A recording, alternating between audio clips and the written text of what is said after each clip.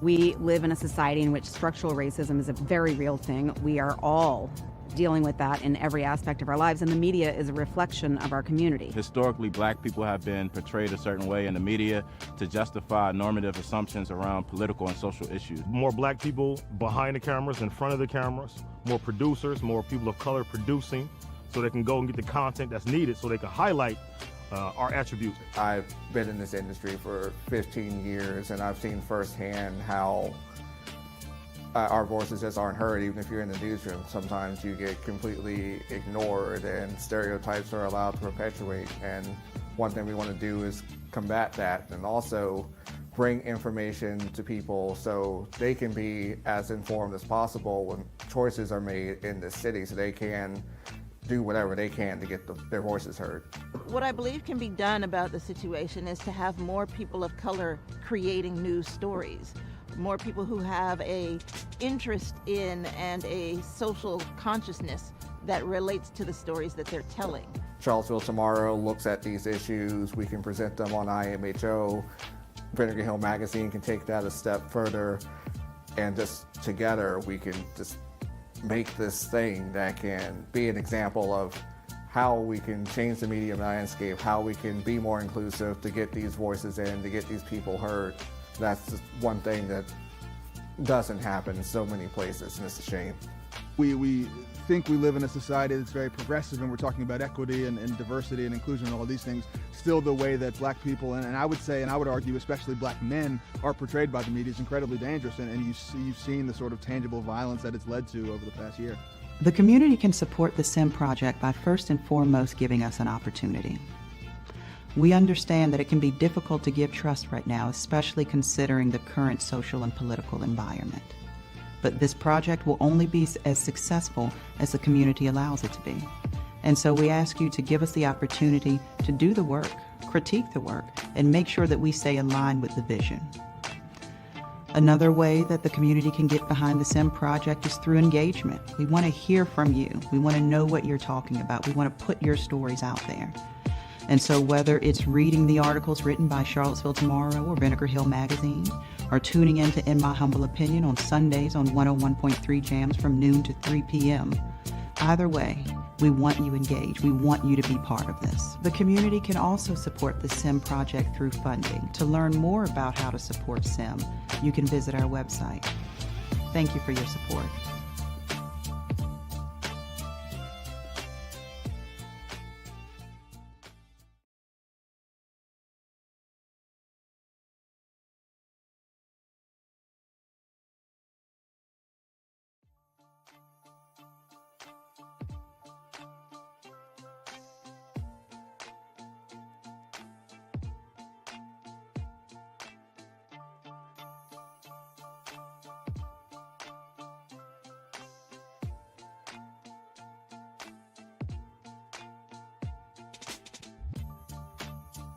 We live in a society in which structural racism is a very real thing. We are all dealing with that in every aspect of our lives, and the media is a reflection of our community. Historically, black people have been portrayed a certain way in the media to justify normative assumptions around political and social issues. More black people behind the cameras, in front of the cameras, more producers, more people of color producing, so they can go and get the content that's needed so they can highlight our attributes. I've been in this industry for 15 years, and I've seen firsthand how our voices just aren't heard. Even if you're in the newsroom, sometimes you get completely ignored and stereotypes are allowed to perpetuate. And one thing we want to do is combat that and also bring information to people so they can be as informed as possible when choices are made in this city, so they can do whatever they can to get their voices heard. What I believe can be done about the situation is to have more people of color creating news stories, more people who have a interest in and a social consciousness that relates to the stories that they're telling. Charlottesville Tomorrow looks at the IMHO Talk Show.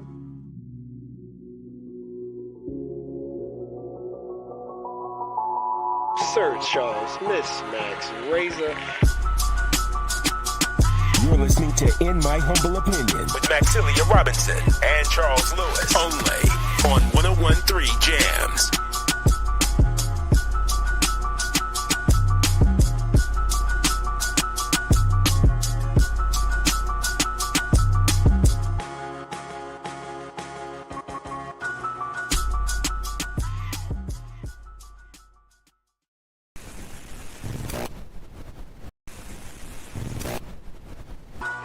HO Talk Show.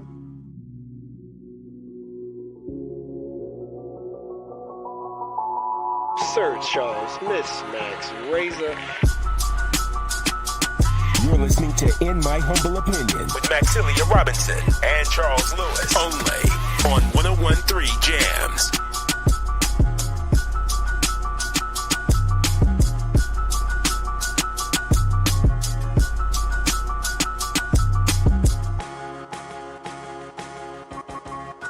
Oh, 1.3 Jams. They know what it is. Hey. You got your boy. What's happening, y'all? We got Max.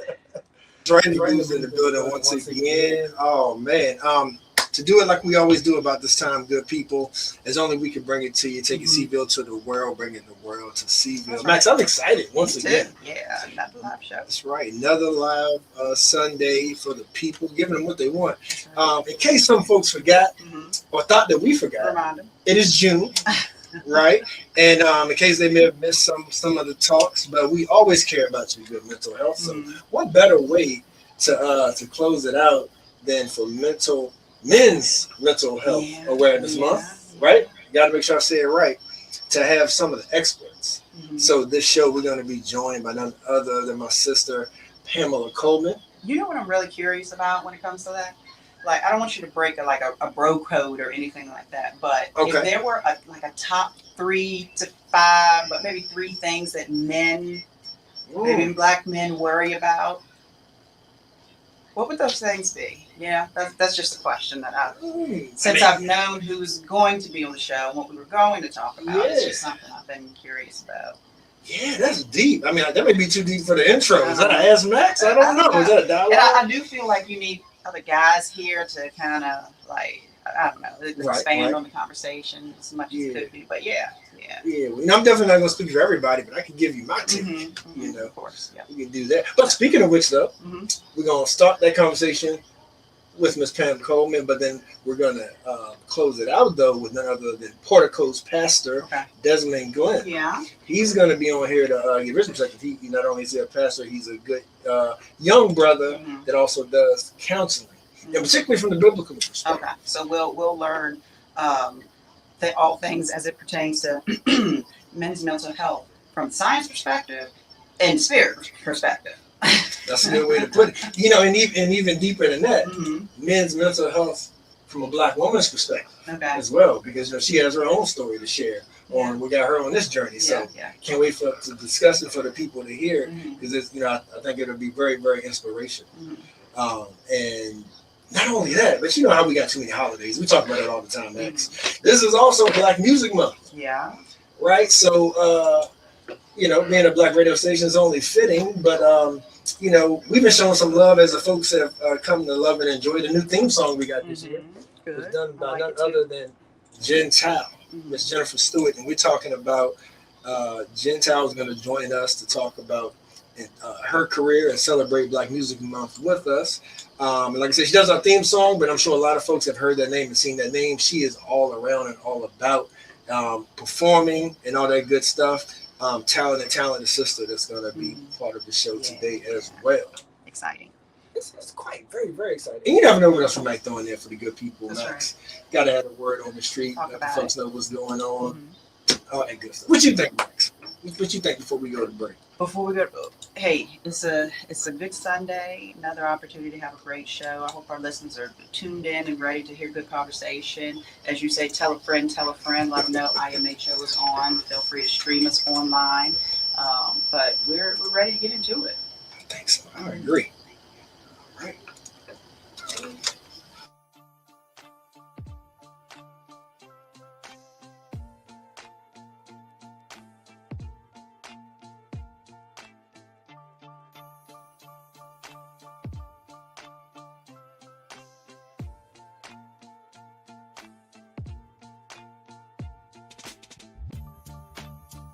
We live in a society in which structural racism is a very real thing. We are all dealing with that in every aspect of our lives, and the media is a reflection of our community. Historically, black people have been portrayed a certain way in the media to justify normative assumptions around political and social issues. More black people behind the cameras, in front of the cameras, more producers, more people of color producing, so they can go and get the content that's needed so they can highlight our attributes. I've been in this industry for 15 years, and I've seen firsthand how our voices just aren't heard. Even if you're in the newsroom, sometimes you get completely ignored and stereotypes are allowed to perpetuate. And one thing we want to do is combat that, and also bring information to people so they can be as informed as possible when choices are made in this city, so they can do whatever they can to get their voices heard.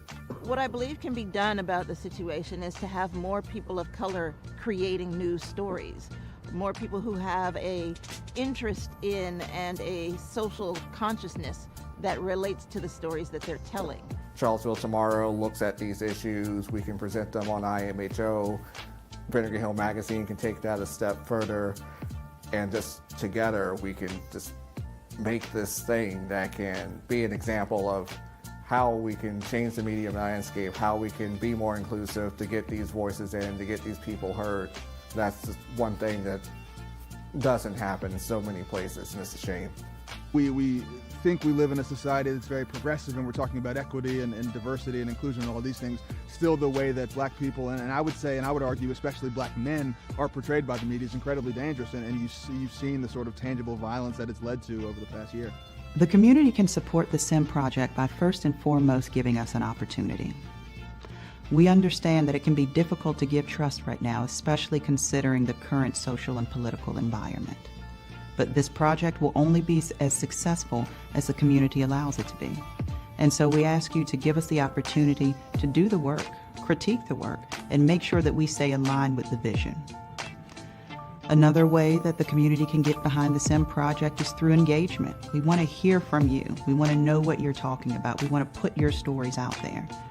And so whether it's reading the articles written by Charlottesville Tomorrow or Vinegar Hill Magazine, or tuning in to In My Humble Opinion on Sundays on 101.3 Jams from noon to 3 p.m., either way, we want you engaged. We want you to be part of this. The community can also support the SIM project through funding. To learn more about how to support SIM, you can visit our website. Thank you for your support.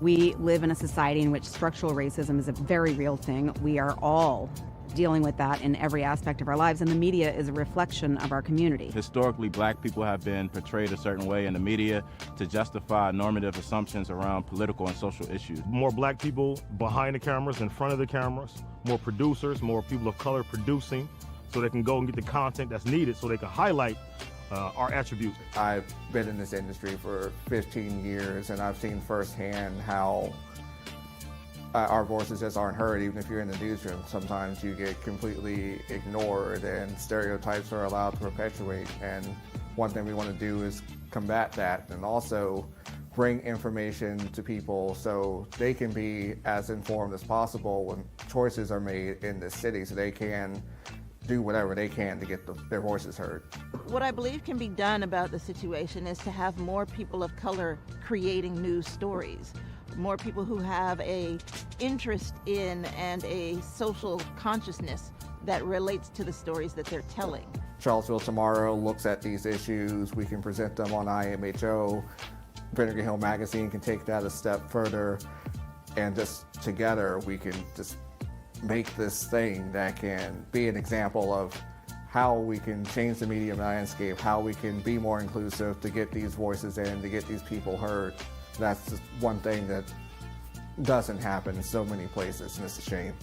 We think we live in a society that's very progressive, and we're talking about equity and diversity and inclusion and all these things. Still, the way that black people, and I would say, and I would argue especially black men, are portrayed by the media is incredibly dangerous, and you've seen the sort of tangible violence that it's led to over the past year. The community can support the SIM project by first and foremost giving us an opportunity. We understand that it can be difficult to give trust right now, especially considering the current social and political environment. But this project will only be as successful as the community allows it to be. And so we ask you to give us the opportunity to do the work, critique the work, and make sure that we stay aligned with the vision. Another way that the community can get behind the SIM project is through engagement. We want to hear from you. We want to know what you're talking about. We want to put your stories out there. And so whether it's reading the articles written by Charlottesville Tomorrow or Vinegar Hill Magazine, or tuning in to In My Humble Opinion on Sundays on 101.3 Jams from noon to 3 p.m., either way, we want you engaged. We want you to be part of this. The community can also support the SIM project through funding. To learn more about how to support SIM, you can visit our website. Thank you for your support.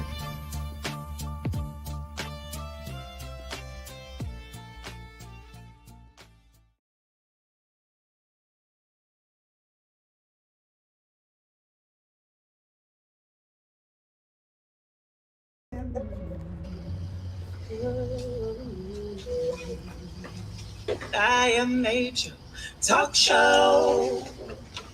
Yes, indeed. Yes, indeed. I to the Ism, H to the Izzo Talk Show. Sir Charles. Miss Max. It's right in the booth in the building to bring more awareness to mental health and better yet, men's mental health for this Men's Mental Health Awareness Month. And so it is without further ado that we are joined by none other than Miss Pamela Coleman. It's been a minute and it is long overdue because you and I have chatted for quite a bit about you coming on to the show. So I am glad that to finally have you on here. Well, thank you guys for having me. I appreciate it, and it's always in due time. So this is the time it's supposed to happen. Yeah, thank you. Yes, indeed. So Pam, so for those that don't know, you are critically acclaimed. You are, I'm gonna go ahead and say you are nationally known. You get men together. Hashtag Speak Black Man. One of your more recent works is Unspoken Real Talk. And you is that you have a podcast for that as well? The podcast is a spin-off of that book. It's a podcast spin-off of the book, and and so you travel around as well, having different events and things of that sort. Yes. Right. Getting men together and whatnot. So we got to hear the story though, Ms. Coleman, as far as the inspiration behind this work that I know that you have shared. Because the one thing, of course, that I'm sure that sticks out to a lot of folks is, all right, she's heavy on the men's mental health, right? But key word being she, right? Yes. So, so that being said, as a brother, I highly appreciate that, right? That a sister cares about our mental health. But what got you on that path to want to focus on men's mental health and apparently particularly Black men's mental health? Ooh, well, the story is interesting. So I wrote a book about my own personal issues growing up, et cetera, et cetera. And at the end of it, it says, hey, you're a mental abuse survivor. But, you don't know what mental abuse is, or, we always go to Google and, look up what's wrong with us. But when I put that in, it said 63% of African-American men don't seek help. And from that point, it just kind of took off. I started looking into it, and it took legs because I wasn't expecting it to be here because I write my own books, and all my own books have been put on hold because of this. Deep. So, an anthology of Black men's views on mental health. And as far as the folks that you work with, because I see you have a lot of contributors and stuff here, do you work with other Black women as well that have some of the same experiences as you, or do you work with the men? Men only. Okay, men only. Men only. And then, so how are they vetted? Like, how do you piece this puzzle together, to provide the impact that you're trying to provide? Are there certain stories, certain histories that you look for when it comes to mental health? If I have a conversation with you and you said, "Ooh, that sounds kind of cool. I'd like to be a part of it." That's how the first book, I think we had over 30 men. In the second one, we had maybe 20, and then there's a third and fourth on the way. So that's why I said my personal stuff has been put on hold, but it's okay because this is the path I'm supposed to walk. they're comfortable with me. And that's the one thing that I realized I had to let them know, that I'm not standing in judgment of anything that they wrote in the books. There are some stories I had to get somebody else to edit it because I started crying because they felt comfortable enough with me to put their personal stuff into a book. We had one young man, which I keep pushing him to go to high schools and schools, where he was bullied in school and he used to hide under the bleachers until school was over so he could get home. So those are the things I want him to get out to high school. So none of the guys that I work with have ever thought that they would be here along with myself. Are you, Charles, I don't think has asked this question. I'm just curious, are you a local person? Where are you from? I mean, born and raised in Charlesville. Okay. And then next question is, I understand that when you wrote your first book, that was more so focused on your own experiences and mental health that you dealt with along the way. Did the mental health experience of a male, was that the cause of the issues that you dealt with? I'm trying to figure out how. So I know you said you did a Google search, but how did the two get connected and then stare you to? And I just was looking to better my own self and to find help for my own self when that little nugget of information popped up.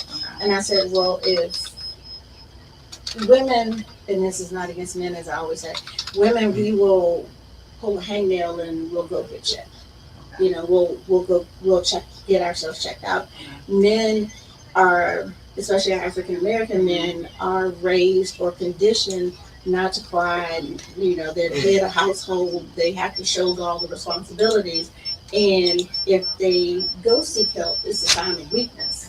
So as I looked that up, I was like, well, why not reach out and try to see what I can do to help?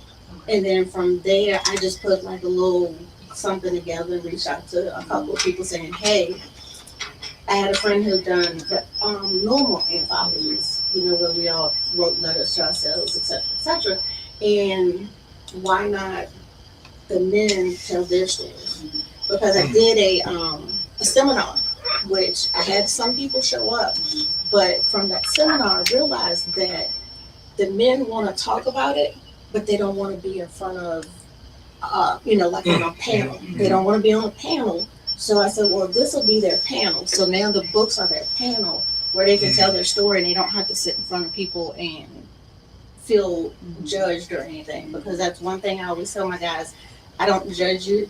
You know, when I do the podcast, they're in a safe place. I've only got one lady on the podcast, but it's for the men only.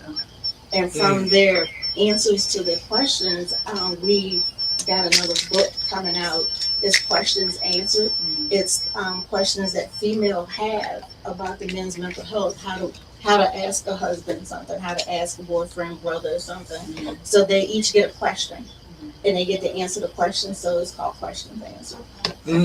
That's deep, and we are talking with Pamela James Coleman in her work, which is an anthology of Black men's views on mental health. It's called Unspoken Real Talk. So to that point, let's dig a little deeper into there, because I'm sure you can speak from your own experiences, and maybe you've had conversations with some other women as well, and obviously you've had a conversation with the Black men, but how we can be more supportive of each other, because I'm curious if you see any intersections where we can figure out how the men, I may be getting a little ahead of myself, but when the men are comfortable, right, enough to be like, you know, like I need my girlfriend here when I'm talking about this, or my wife, or my friend, you know, whoever, my sister, my mother.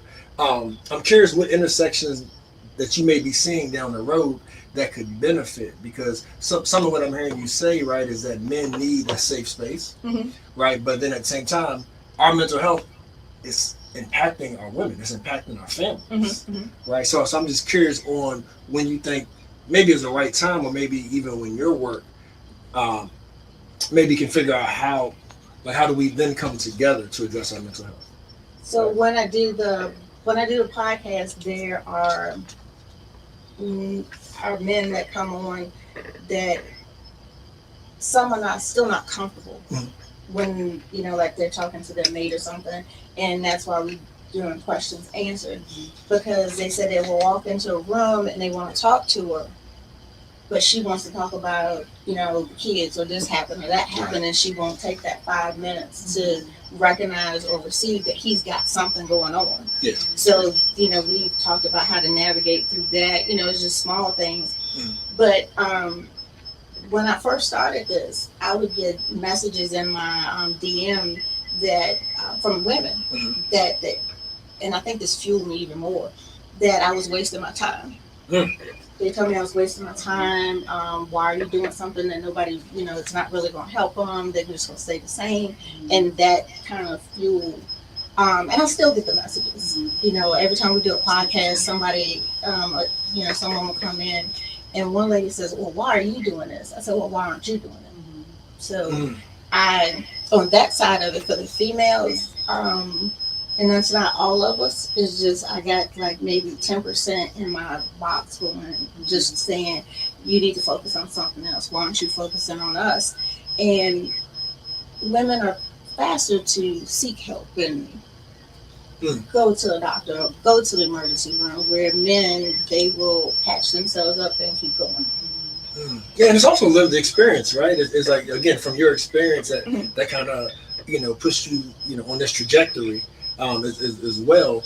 And, you know, fact of the matter, Max, too, something that we've talked about too, if, you know, like I think culturally and socially, the structure still stands, even though the world is constantly changing. But I feel like us here agree that the structure still is that if the man, if he gets himself right, majority of the time the family follows. Like, so that's where I see a lot of importance, a lot of importance in that, Max. Yeah, I'm curious of your thoughts on that. Yeah, no, I certainly believe in that.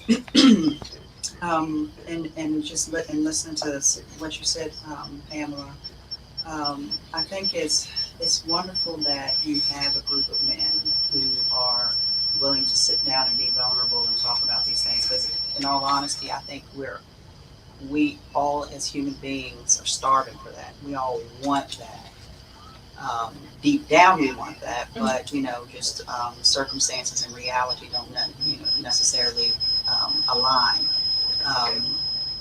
And I do personally, what I'm thinking about is how these men that you sit down with may expose themselves and be vulnerable to you, and that same type of conversation, how it would look differently if they were to sit down with their peers, because I think there is a little bit of a difference there, right?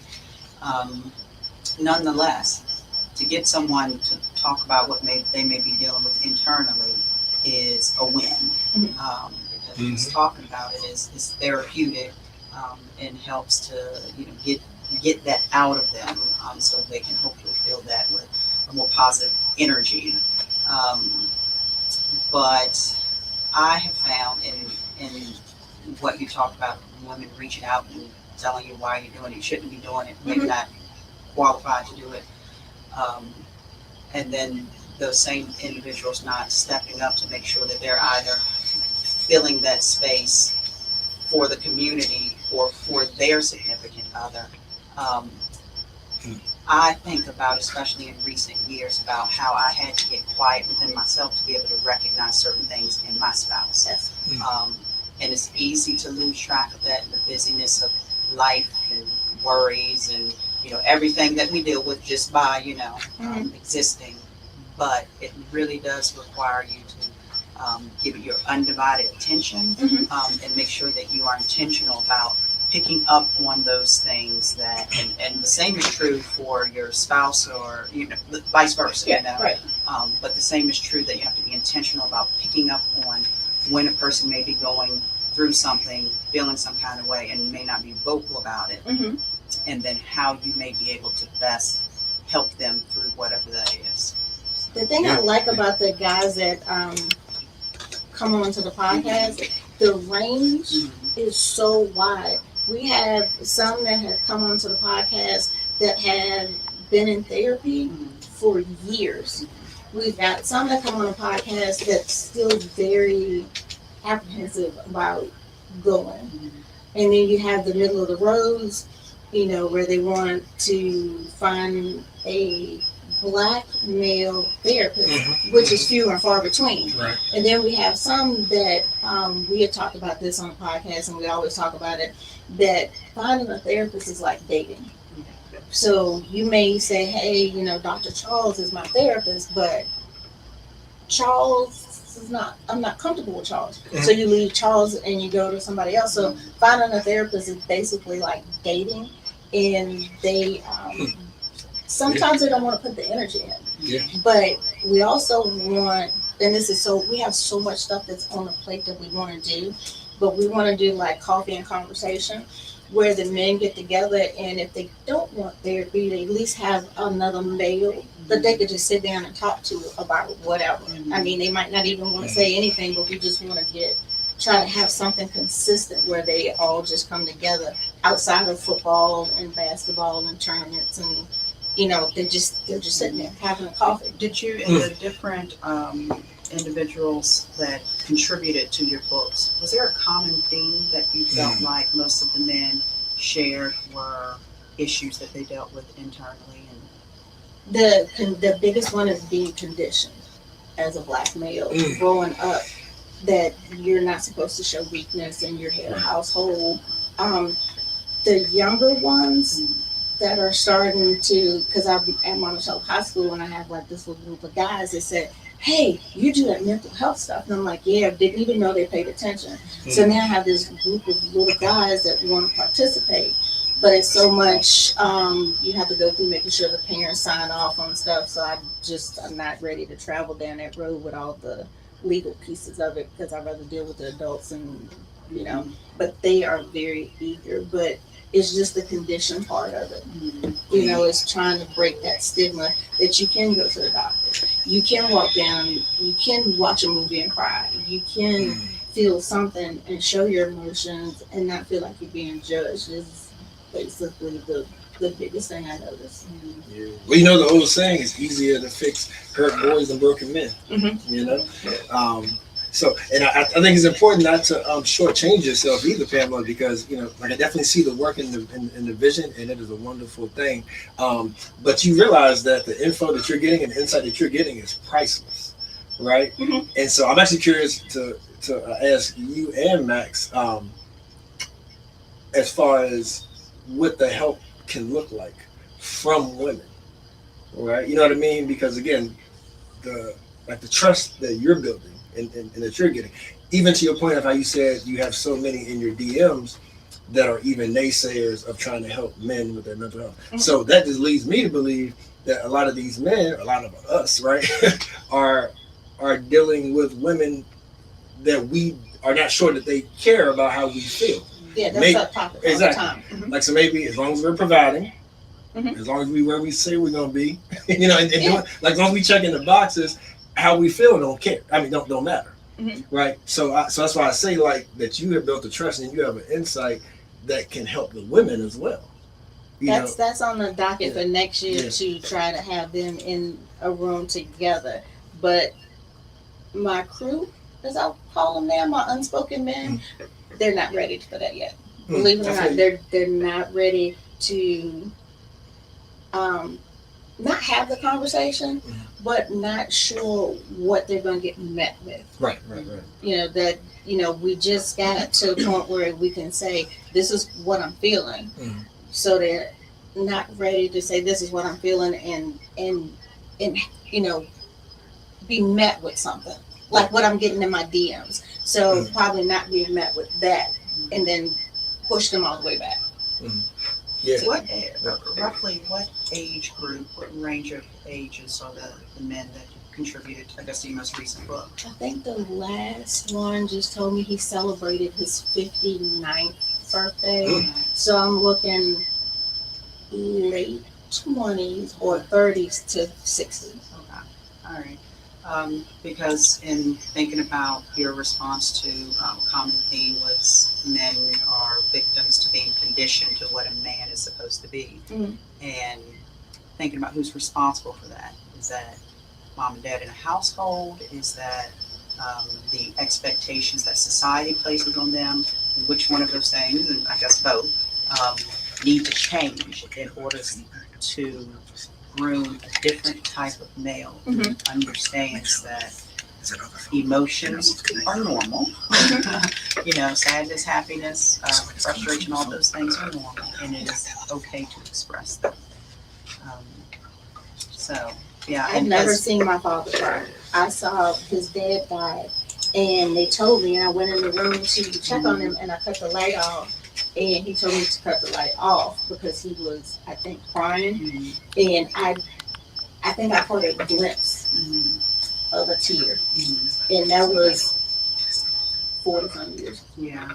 What did that mean to you to not ever see him cry? I didn't How understand did you it. Okay. I didn't, everything that happened when I was growing up, I did not understand until now. Working with the men, I did not understand until Did now. it give you the expectation of before now that men shouldn't cry? It gave me the expectation that when I got married, it was supposed to be head of household. So I was still in that era. That it was whoever I married was supposed to be head of household. So working on these projects, the one thing I have learned from my own self, because even when Charles was talking, I could catch myself doing it.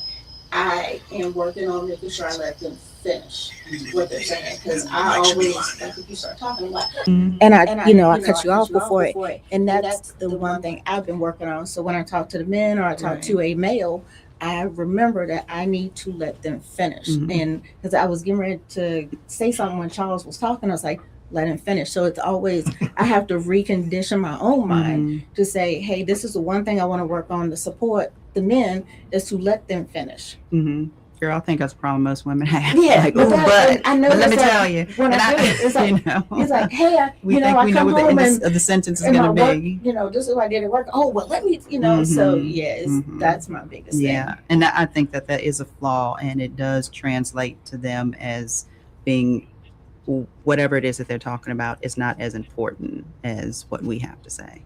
Well, I noticed the biggest thing that I'm getting from men that I'm working with and then men that I talk to, that if you walk in a door or if you walk past somebody and somebody just says, hey, genuinely, how are you doing?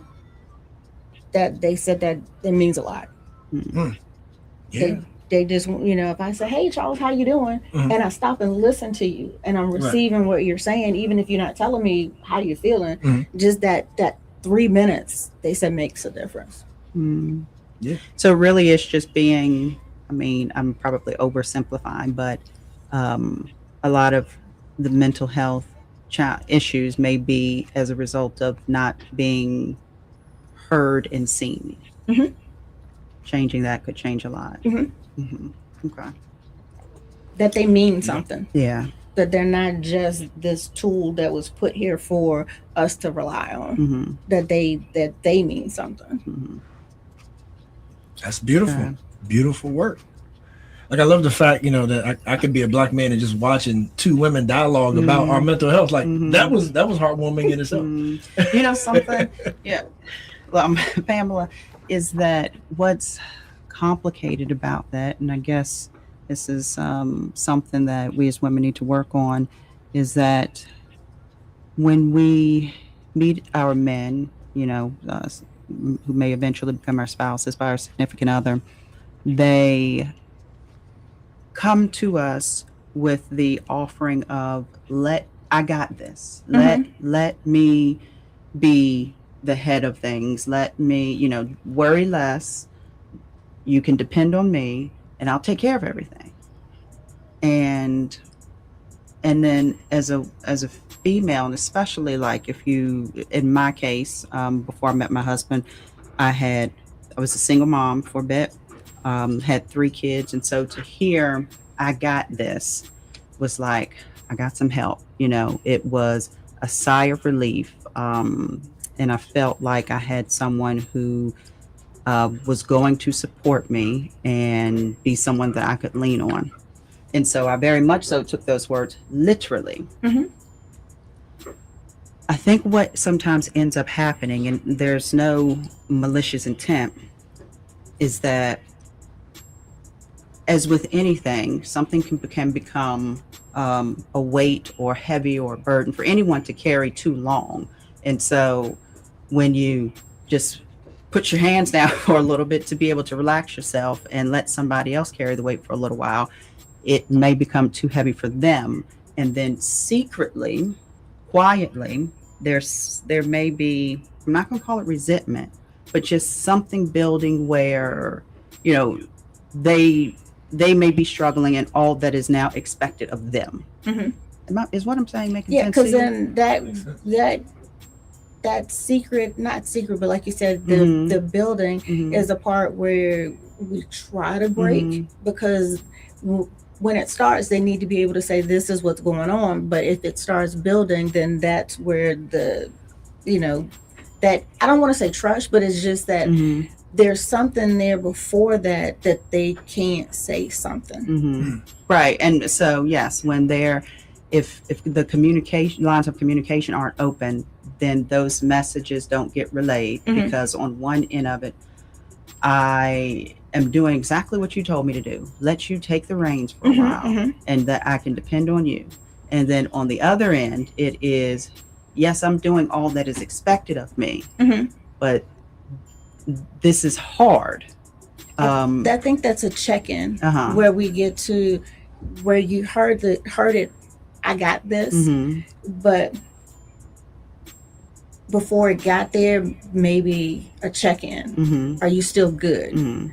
And if he says he's still good, then we keep going. But that gives him that door to walk through, saying, hey, I can tell her that I need a little of this taken off of me, but the opportunity, get the opportunity to check in. Yeah. And that gets really to the main point of that very long story, which is that sometimes a lot of things can be fixed with, good communication, which, as you just now spoke to, is something that a lot of our men have difficulty with.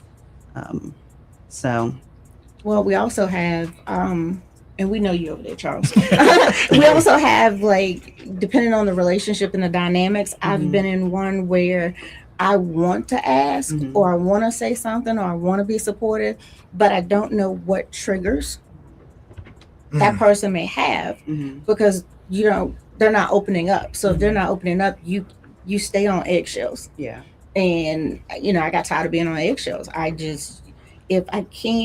If you don't open up, and it's not their fault, I don't blame anybody for not opening up, but you don't know what a trigger is for them, because for me, and this is based on me growing up, if I was talking to Charles or yourself and you guys raised your voice just a little bit, I shut down and I don't say anything. And that's my trigger I can't get rid of from being in childhood, because I was around a lot of loud conversations, putting it nicely.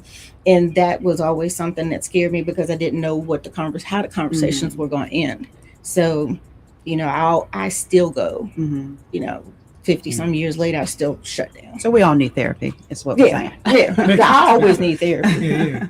It's also interesting too, like how we've been pit against each other as well, right? Because of the stresses. So to one thing I heard Max mention, so like if we think about our desired structure, like relationship, family wise, right? Unfortunately, especially we as Black people, I feel like that we've been we've bared so much burden and been the brunt of so much pain, to where it hasn't been resolved or fixed, on a societal level, to where I think we see generationally it gets taken out within the home, it gets taken out within the community, right? And so I think a lot of what I'm hearing is just a lot of understanding, because even if there are certain gender roles, or even if there are certain expectations between a man and a woman, or just of a man, right, and all the responsibilities that they may have,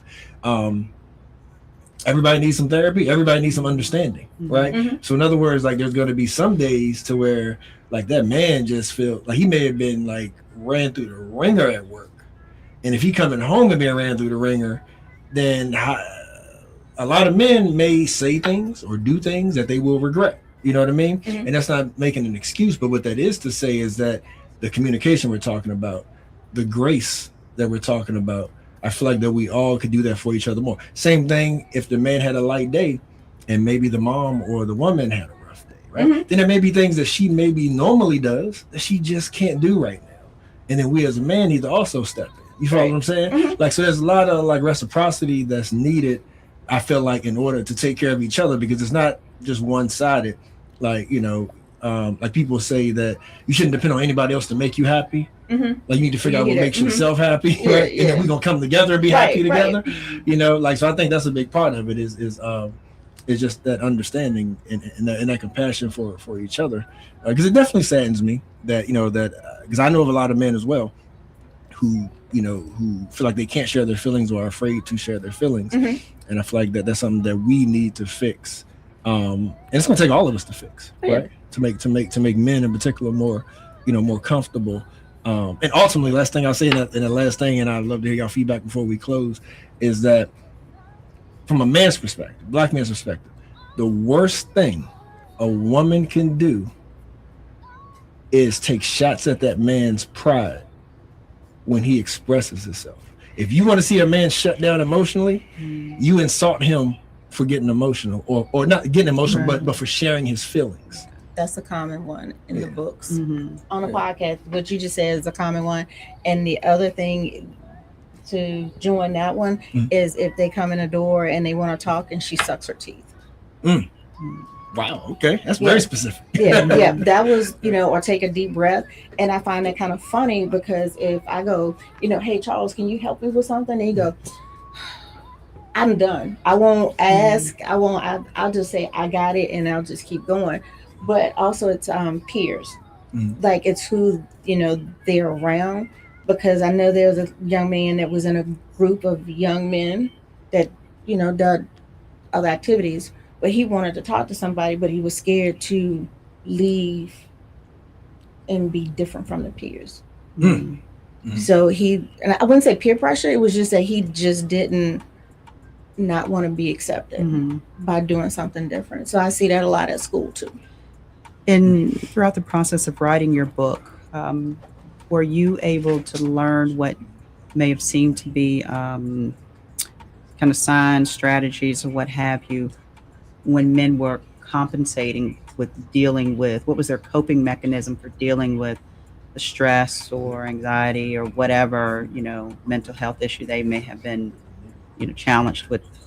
We had some that actually went to therapy. Okay. And then the other ones, they just worked through it.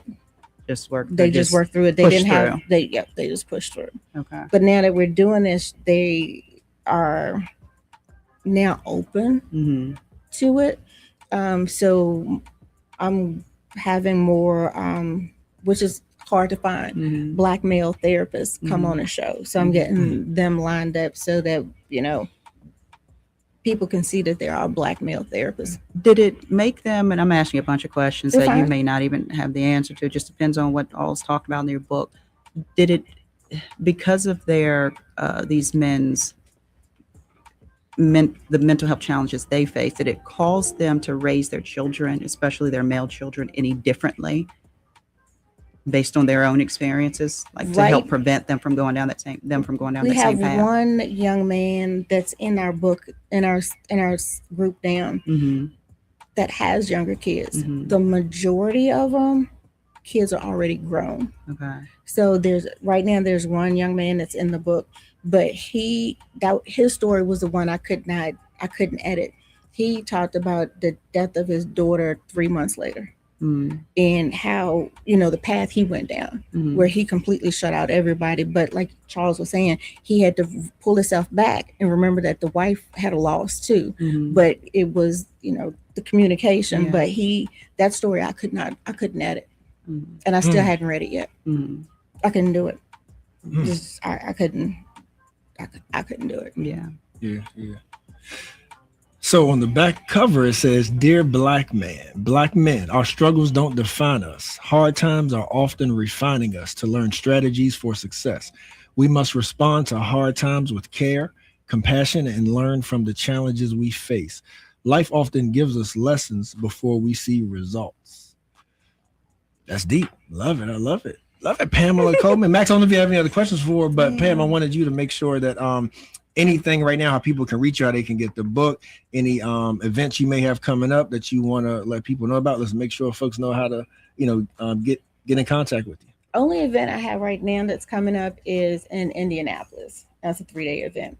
Okay. We do, and I'm almost done with it. There's another men's book coming out probably in the next week or so on Amazon, and it's affirmations. So the daily posts that I put on Facebook for the men to, support them and keep them going, I turned them into a book. So the affirmations on one side, and then they get to do the work on the affirmations on the left, and they get to do the work on the right. Okay. So it's their journal. Yeah.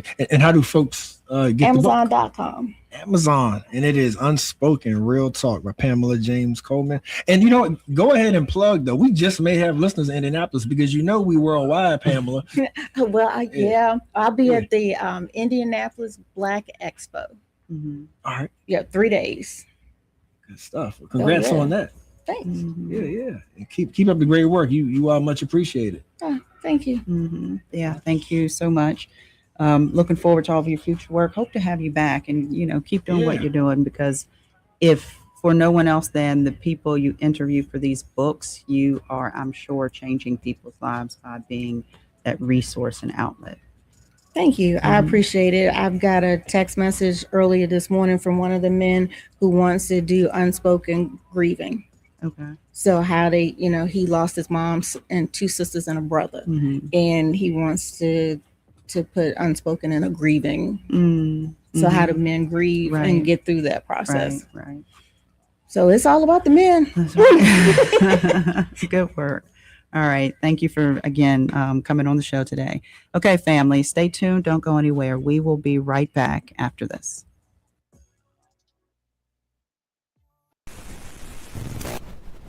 IMHO Talk Show.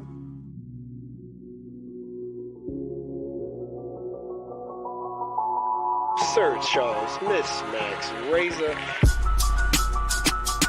You're listening to In My Humble Opinion with Maxilia Robinson and Charles Lewis, only on 101.3 Jams.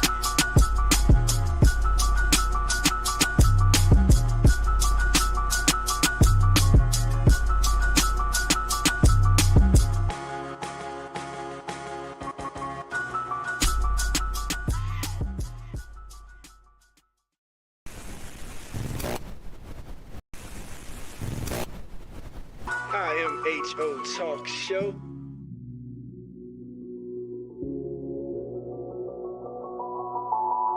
Sir Charles, Miss Max Razor. You're listening to In My Humble Opinion with Maxilia Robinson and Charles Lewis, only on 101.3 Jams.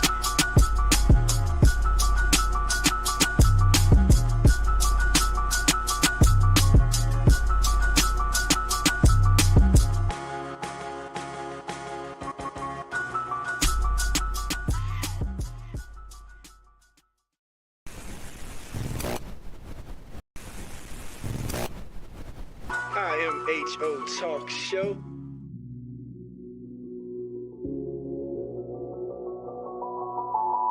Sir Charles, Miss Max Razor. You're listening to In My Humble Opinion with Maxilia Robinson and Charles Lewis, only on 101.3 Jams.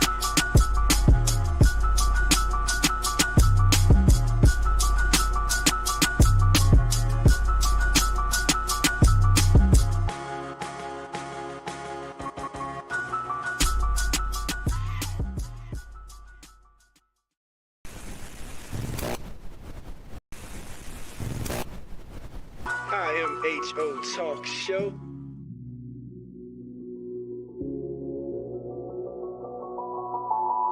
Sir Charles, Miss Max Razor. You're listening to In My Humble Opinion with Maxilia Robinson and Charles Lewis, only on 101.3 Jams.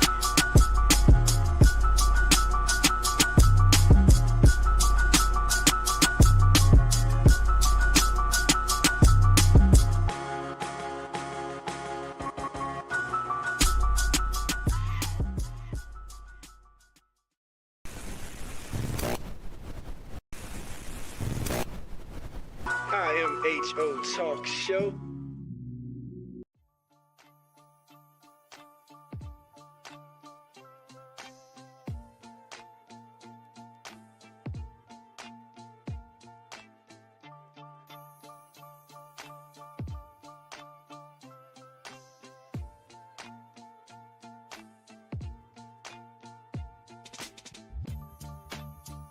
We live in a society in which structural racism is a very real thing. We are all dealing with that in every aspect of our lives, and the media is a reflection of our community. Historically, black people have been portrayed a certain way in the media to justify normative assumptions around political and social issues. More black people behind the cameras, in front of the cameras, more producers, more people of color producing, so they can go and get the content that's needed so they can highlight our attributes. I've been in this industry for 15 years, and I've seen firsthand how our voices just aren't heard. Even if you're in the newsroom, sometimes you get completely ignored and stereotypes are allowed to perpetuate. And one thing we want to do is combat that and also bring information to people so they can be as informed as possible when choices are made in the city, so they can do whatever they can to get their voices heard. What I believe can be done about the situation is to have more people of color creating news stories, more people who have a interest in and a social consciousness that relates to the stories that they're telling. Charlottesville Tomorrow looks at these issues. We can present them on IMHO. Vinegar Hill Magazine can take that a step further, and just together we can just make this thing that can be an example of how we can change the media landscape, how we can be more inclusive to get these voices in, to get these people heard. That's just one thing that doesn't happen in so many places, and it's a shame. We think we live in a society that's very progressive, and we're talking about equity and diversity and inclusion and all these things. Still, the way that black people, and I would say, and I would argue especially black men, are portrayed by the media is incredibly dangerous, and you've seen the sort of tangible violence that it's led to over the past year. The community can support the SIM project by first and foremost giving us an opportunity. We understand that it can be difficult to give trust right now, especially considering the current social and political environment. But this project will only be as successful as the community allows it to be. And so we ask you to give us the opportunity to do the work, critique the work, and make sure that we stay in line with the vision. Another way that the community can get behind the SIM project is through engagement. We want to hear from you. We want to know what you're talking about. We want to put your stories out there. And so whether it's reading the articles written by Charlottesville Tomorrow or Vinegar Hill Magazine, or tuning into In My Humble Opinion on Sundays on 101.3 Jams from noon to 3 p.m., either way, we want you engaged. We want you to be part of this. The community can also support the SIM project through funding. To learn more about how to support SIM, you can visit our website. Thank you for your support.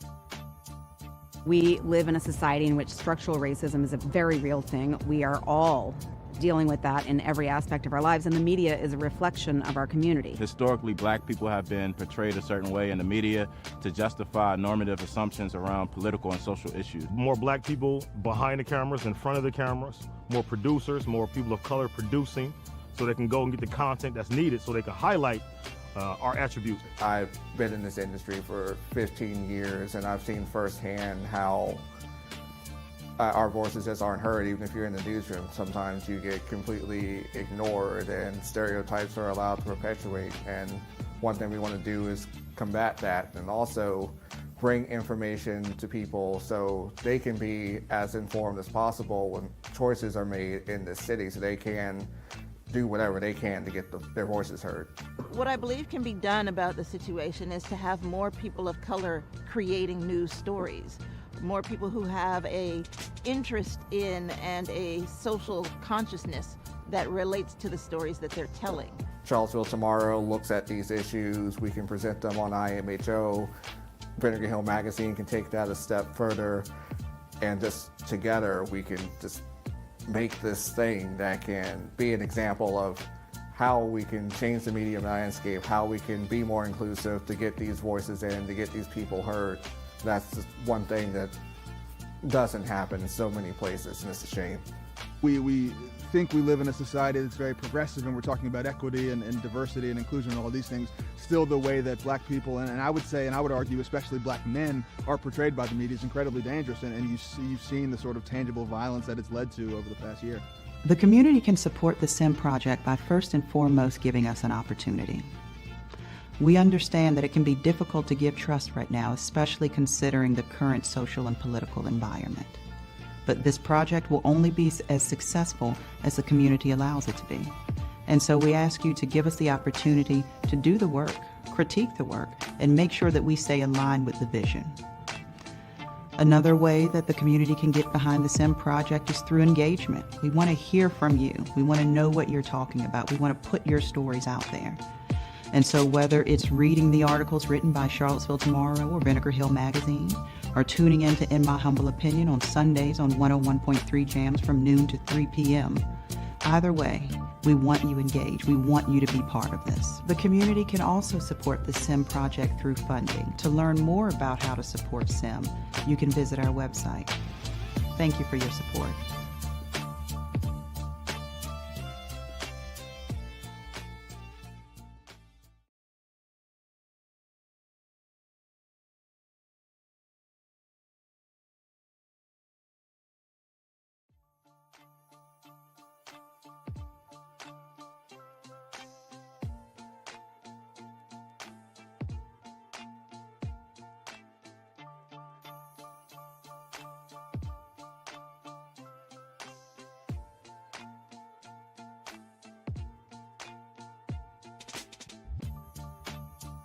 We live in a society in which structural racism is a very real thing. We are all dealing with that in every aspect of our lives, and the media is a reflection of our community. Historically, black people have been portrayed a certain way in the media to justify normative assumptions around political and social issues. More black people behind the cameras, in front of the cameras, more producers, more people of color producing, so they can go and get the content that's needed so they can highlight our attributes. I've been in this industry for 15 years, and I've seen firsthand how our voices just aren't heard. Even if you're in the newsroom, sometimes you get completely ignored and stereotypes are allowed to perpetuate. And one thing we want to do is combat that, and also bring information to people so they can be as informed as possible when choices are made in this city, so they can do whatever they can to get their voices heard. What I believe can be done about the situation is to have more people of color creating news stories, more people who have a interest in and a social consciousness that relates to the stories that they're telling. Charlottesville Tomorrow looks at these issues. We can present them on IMHO. Vinegar Hill Magazine can take that a step further, and just together we can just make this thing that can be an example of how we can change the media landscape, how we can be more inclusive to get these voices in, to get these people heard. That's just one thing that doesn't happen in so many places, and it's a shame. We think we live in a society that's very progressive, and we're talking about equity and diversity and inclusion and all these things. Still, the way that black people, and I would say, and I would argue especially black men, are portrayed by the media is incredibly dangerous, and you've seen the sort of tangible violence that it's led to over the past year. The community can support the SIM project by first and foremost giving us an opportunity.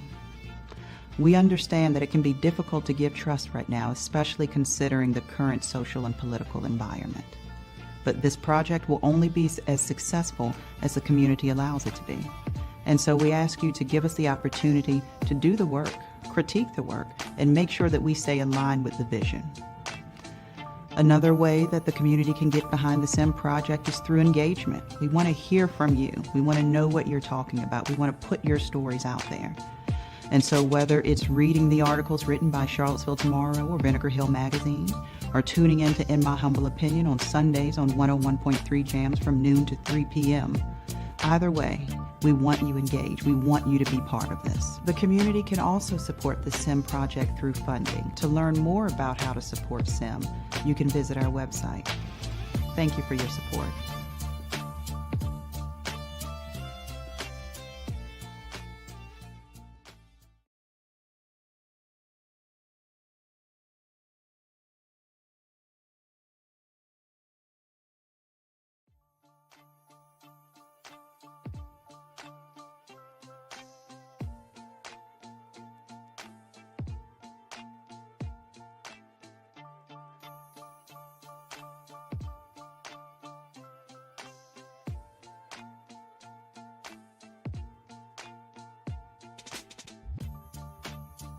We live in a society in which structural racism.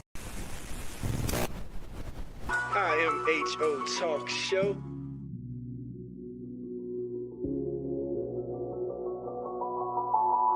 Sir Charles, Miss Max Razor. You're listening to In My Humble Opinion with Maxilia Robinson and Charles Lewis. Only on 101.3 Jams.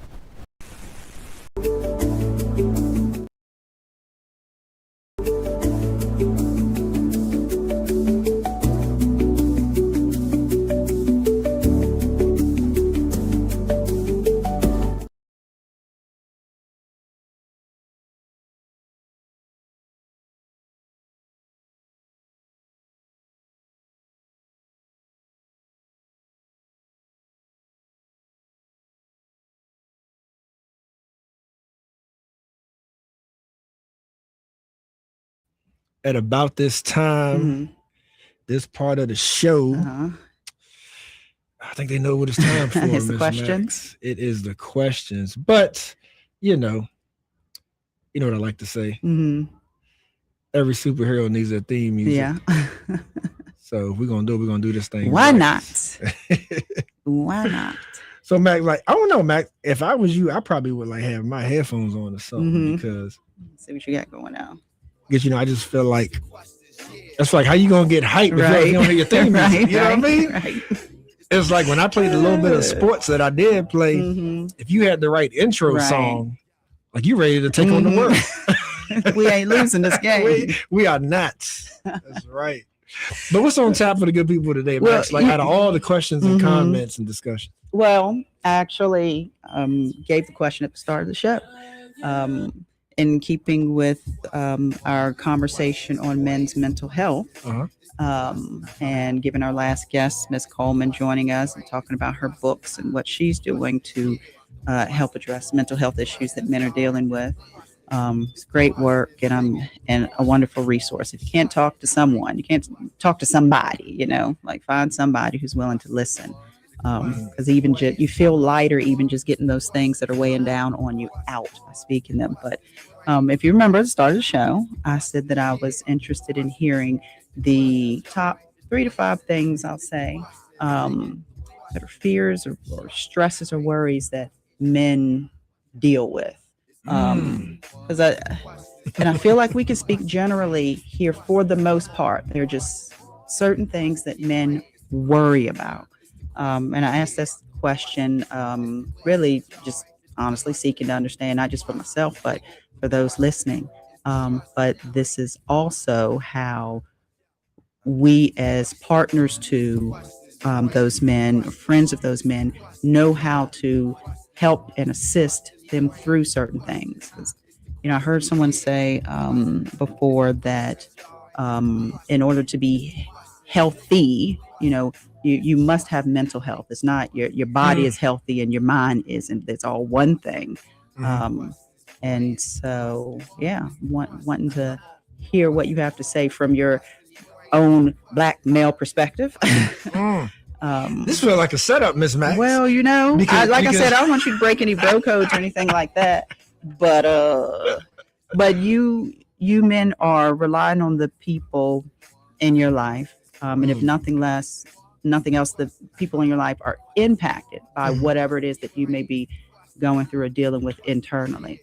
And because of that, it's a good reason that we know and understand each other so that we can help support each other. Yeah. That's deep. And so, of course, without incriminating myself or the brothers, I'm still gonna keep it real with you. But I feel like, I have been privileged enough to be in rooms and spaces, conversations with some, with a lot of trusted brothers, just as our last guest, Pamela Coleman, has, right? And there is somewhat of a bro code to it, Max, but at the same time, I don't mean that in any kind of negative or off-putting way. And I say that because the bro code, if you will, would be the fact that there's a safe space to where somebody's personal business won't be divulged. But also the desire for things to be known so that the help can be administered is also there. You see what I'm saying? So, so it's a fine line, right? How it is. We all had the friends where they tell us a secret. Right. And we don't tell nobody. and sometimes you may say something, but you don't say who said it. You ain't heard that from me. But no, so you said maybe 3 or so tops. Kind of feel like there's even sort of a order to it too. Really, that hits me. And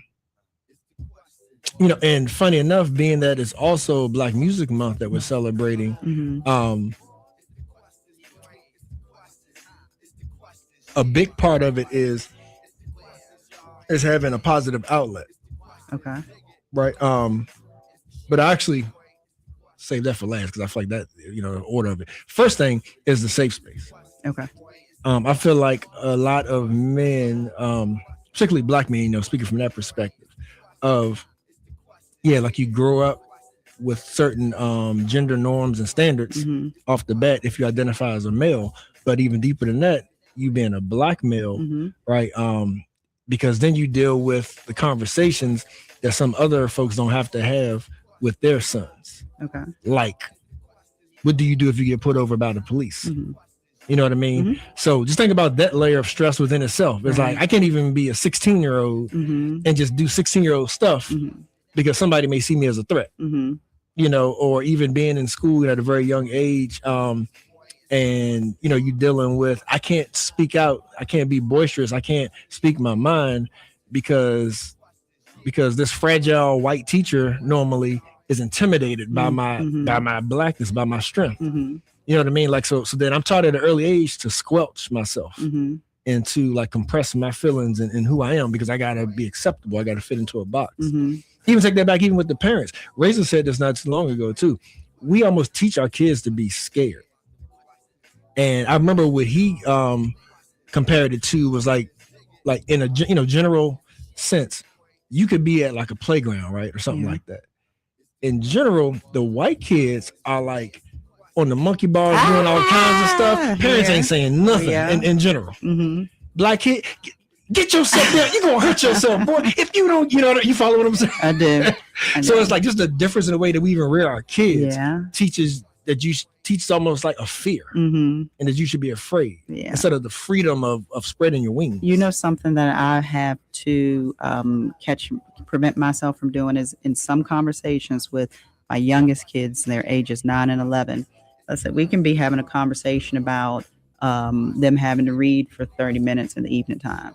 And of course, it's summer, so they not really trying to do that, or much rather be watching YouTube or something.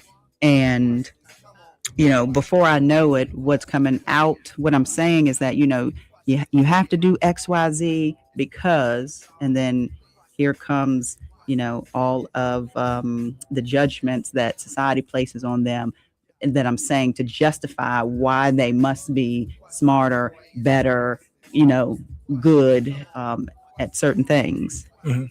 And I have to stop myself from doing that sometimes because I realize I'm projecting that onto them. And I don't want them to grow up thinking that, this teacher standing in the classroom or whoever is, for them not to have that default thought that they think I am this, and therefore I have to act this way or conduct myself that way. So yeah. That's deep. Yeah. Okay, so a safe place. Yeah, safe space, emotional freedom. I think those kind of go together. Okay. You know what I mean? Like, yeah, to provide safe space, emotional freedom from the time that our Black boys are born, you know, until they're on their own, making their own choices. Right. What's that look like? Raw and To be unedited. yourself. What does that look like? Yeah. Like even like even alluding to the examples that I just gave, it is the right to be authentic. Okay. The right to be authentic, right? And that's easier said than done, because we're in a world, in a society where to be successful, you're told so many times that you got to check certain boxes, even if those boxes feel foreign to you, right? Like that's number one thing. Is like I feel like so many of our people of the African diaspora or people of color, you know, like however you want to group them or group us, is a lot of times there's so much that's just foreign to us. Like innately, there's things that don't sit right with our spirit that this world tries to make us do. Right. You know what I mean? And so yeah, like so to me, what that looks like is the right to be authentic. You know, I mean, like even think about the fact of just code switching and the fact that a lot of us, you know, to be successful, like we found ourselves in spaces to where it's like we can't appropriately dress the way we want to dress. We can't wear our hair the way we want to wear our hair. We can't use vernacular that we want to use. And I'm saying, you know, all can still be professional and be done, you know, cleanly, right? But you always have that pressure of, like, they ain't hear me. Like one thing brothers talk about is like how we have to tone ourselves down. And I know Black women have said this as well, but in particular, you know, for men's mental health, it's like we can say something, but if it's too loud, if it's too forthright, then you can see people in the room tighten up. It's almost like they're getting scared. It's like, why are you? Like, why are you? You know, why are you? Right. You know? But then we see white counterparts can say the same thing, but because their delivery, because of their appearance, like, you know, it's not off-putting, it's not intimidating, right? You know, so it might be off-putting, it's not intimidating. Yeah. So then, or even when it is, it's still accepted because they may be a white man instead of a black man. That's true. You know what I mean? And that even falls fault on us sometimes too. Like even we drink that Kool-Aid. Even we think the grass is greener, the water's colder. Of like, ooh, well, if like that white man looks like the bill of success, so he looks like he knows what he's talking about. Just, you know, like this black dude could have more experience, could have more education, but the prejudices that a lot of people will just innately have, right? Right. But yeah, but to me, that's what that looks like. And I think we have to be real within our own spaces, even if there's still public spaces to where like we can't give each other those freedoms and that grace at home. In our communities, we gotta stop judging each other, coming down on each other. Like, so that leads me to the next one, which is the fear, because you asked me about the top ones, like fears when it comes to mental health, right? So fear of not, you know, feeling safe and free to be emotional. Second is the fear of not succeeding or living up to expectations as a man. Okay. Right. And when I say that is the fear of not living up to the standards of being able to provide. Okay. Then you see some of us resort to illegal activity because it's like, in some instances, it's like, she ain't gonna work. She don't want to work. I'm the man. I got to provide by any means necessary.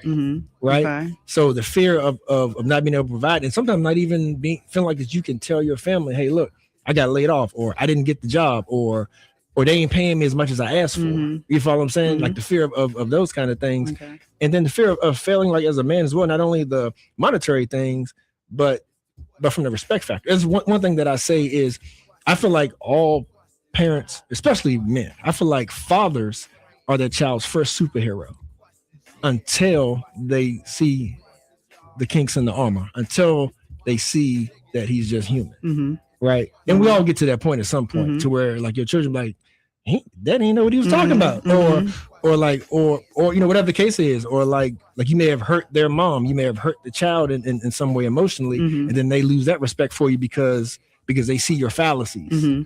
You know, like just being a man, right? Being carnal, you're no longer their superhero. Right. So yeah, so I think just living up to the standards that we've set of of being being respected man in our homes and in society. And you know, when I hear that, I wonder about when we talk about rearing our children and the lessons we need to teach them so that they can grow up with not as many, you know, apprehensions about how to live, how to structure their lives, and allowing other people's standards or judgments to dictate, you know, how they live. I wonder if it would help if we had more conversations with our kids as they grow about not being perfect and about not always getting it right. But what failure looks like and what it looks like to kind of recover from those things and continue, you know, to live your life and make the best decisions as possible.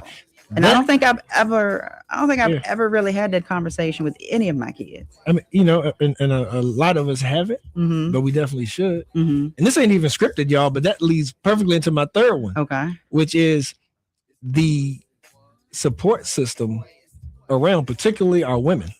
Okay. The Black women reinforcing that this is my man, this is, you know, your father, this is our leader. With all his issues and all his fallacies, he will still be respected end of the day. Right. Like that's the other big thing. Because like I said before, the worst thing you could do is bruise a man's ego. Right. And I ain't talking about like some super inflated ego that don't need to be there. I'm talking about the raw bare minimum of I'm a man. Like you agreed for me to like you agreed to bond with me and form this union, start this family, start this house, whatever the case is. So when I'm weak, like don't kick me while I'm down. But you know what? You know what I mean? I don't know if we always know when we may be doing something to bruise our significant other's ego. I don't know. Like sometimes I found myself as I continue to the more years I have here on this earth and longer I'm in a marriage and things like that. Sometimes it's just easier to just say it. So it's like I'm not beating around the bush and we done been through too much. So blah, blah, blah, blah, blah. Okay. And all I'm trying to do is like be direct and save time. And let's just get to the core of whatever this thing is so that we can move on to whatever the next steps are. Yeah. So I think that depends on who we're dealing with too. Okay. Right. Because of course, like there's no one size fits all. Everybody knows that. Whether you're talking about raising kids or you're talking about a marriage or whatever kind of relationship, there's no manual. Right. So to that point, I believe that we all know who we're working with. Like, especially if you've been together long enough, and if you know the buttons, right? Exactly. And so that's that grace and that compassion to where we got to be more, you know, appreciative of each other, and that where we recognize, you know, like what works and what doesn't. Because I feel like if you don't know that about your partner yet, then you haven't been together long enough to say that this is my life partner, because you got to learn each other a little more, you know. Yeah, like, but to that point. Yeah, I feel like we just need that level of compassion to be like, all right, you're moving different. I know something ain't right. So then how do I normally, you know, get him to talk? Because the thing is that you got to think, if that man already like has a persona and a mindset and, you know, and maybe like a hardness that is not going to share, right? Then we got to start right there first. Maybe we need to start thinking in the beginning of our relationships and realizing, okay, I got to know we can communicate for this relationship to even work. For sure. Gosh. And do we need counseling? Do we need therapy? Yeah. But this relationship ain't going to work if we don't know how to communicate with each other. And heaven forbid, like one of you comes from a family of communicators and one of you comes from a family where there's silence. Yeah. Right. Yeah. Or where toxicity like rules, like maybe y'all talking, but y'all just yelling, you know, and demeaning. Yeah. So, you know, I'm listening to what your answers here. And another thing is that those of us in a relationship with someone have to be humble enough to get past our egos and pride and all these things that might hinder us from being attentive to our significant others, you know, feelings and thoughts, and picking up on those little subtle clues that something's not quite right and I should probably check in. Because it's very easy to say, that seemed a little funny. Maybe something's not quite right, but I got something else to do. So, and at this moment, that's more important to me. And they'll deal with it. Whatever it is, they'll deal with it. Same way I'm dealing with stuff, they'll deal with it. Right. So yeah, it's very easy for us to brush those things off, and then you get down the road a bit, and small issues have become much bigger ones because you never really learned how to handle those things, properly handle those things. Exactly. And it may be, last thing that I'll mention for now is the need for a positive outlet. And I know you asked like, what is the fear, but but it still wraps in because it kind of goes back to the first one. Is that fear of that, like, I don't know what's next. I don't know what to do. I don't know how to fix like what I'm feeling.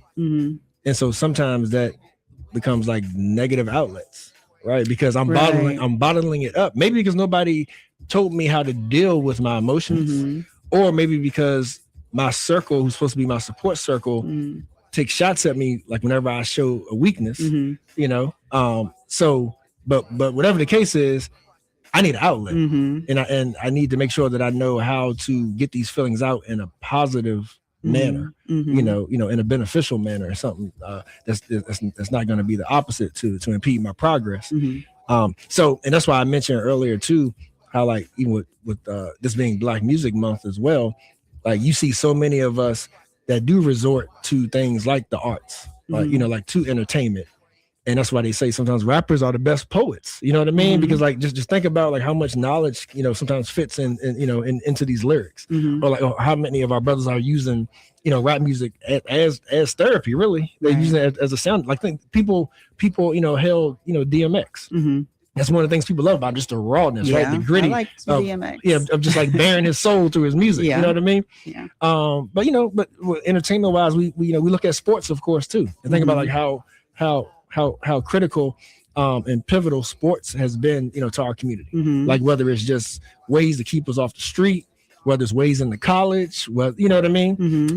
Like just those kind of positive outlets, are definitely needed and should stay there. But we need more than that. Like definitely need we're more than entertainers. Because you will taking it to like sports and different things like that, and thinking about a young boy who will eventually become a grown man and still will deal with all the same things. But outlets will change. You're not going to be on the high school football team forever.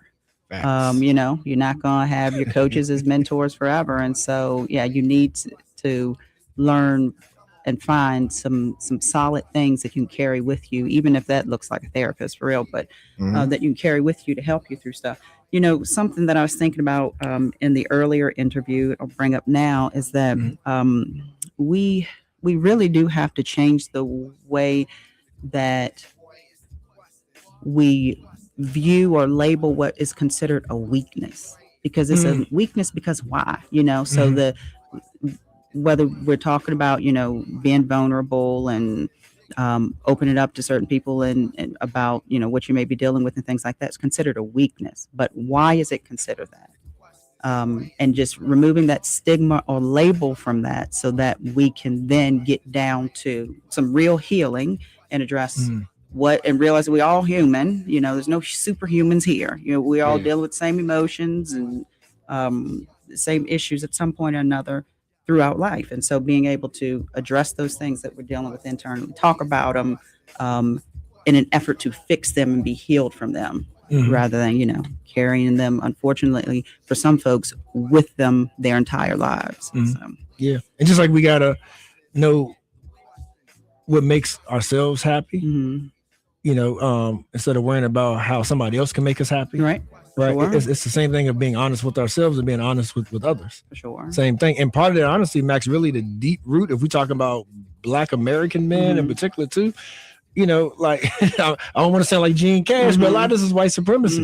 You know what I mean? It could tie back. It has its place. From the simple fact of like when you look at just the societal structure, and we think about when we had strong communities and families, and how they say like that a lot of those numbers dwindle, as far as when like for like all the stats and different reasons.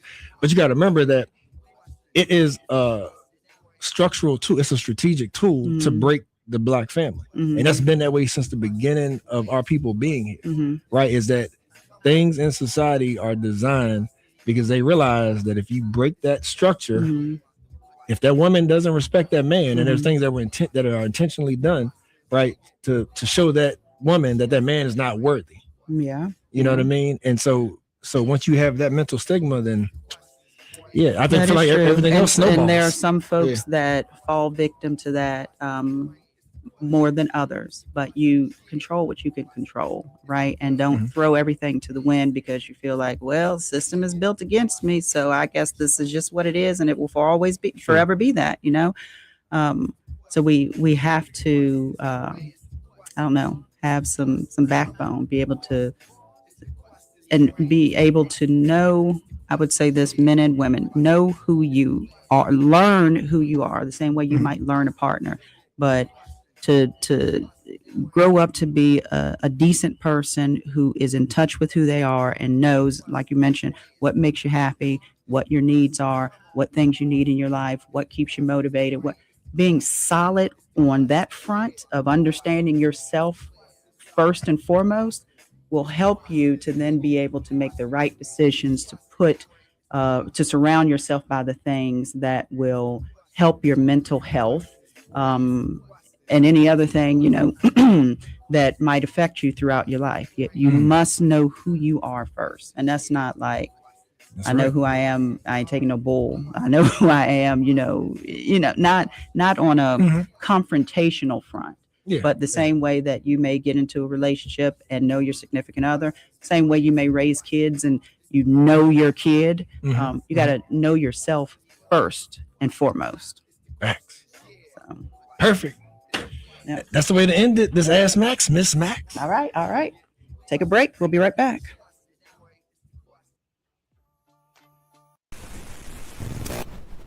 I am HO Talk Show.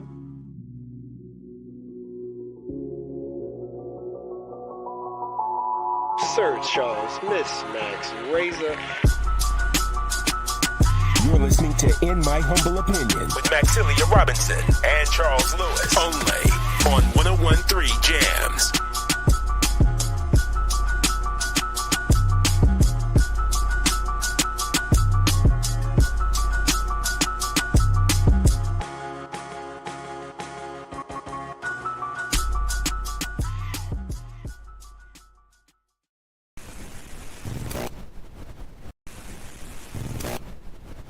I am HO Talk Show.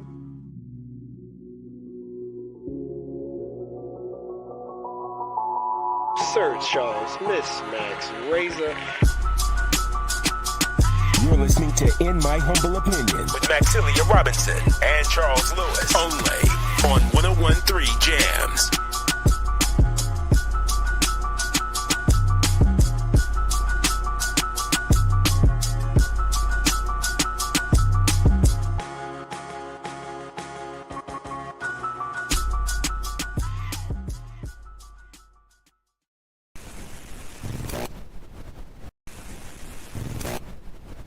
I am HO Talk Show.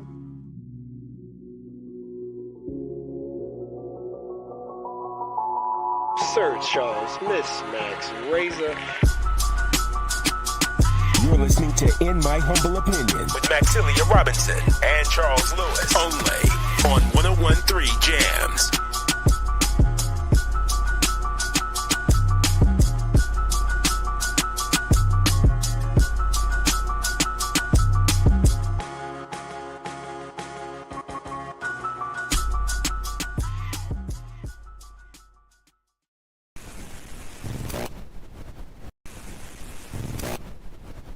I am HO Talk Show.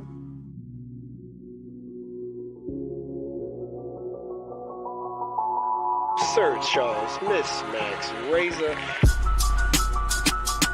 You're listening to In My Humble Opinion with Maxilia Robinson and Charles Lewis, only on 101.3 Jams.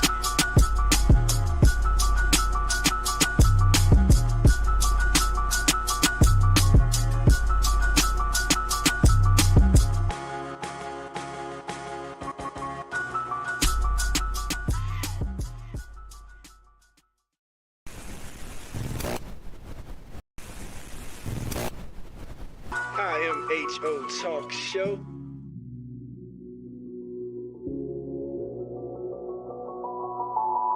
Sir Charles, Miss Max Razor. You're listening to In My Humble Opinion with Maxilia Robinson and Charles Lewis. Only on 101.3 Jams.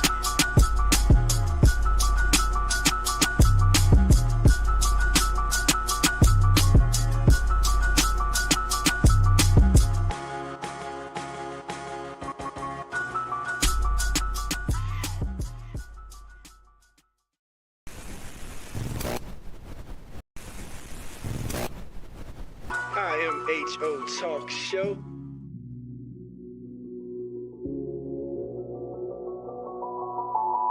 Sir Charles, Miss Max Razor. You're listening to In My Humble Opinion with Maxilia Robinson and Charles Lewis. Only on 101.3 Jams.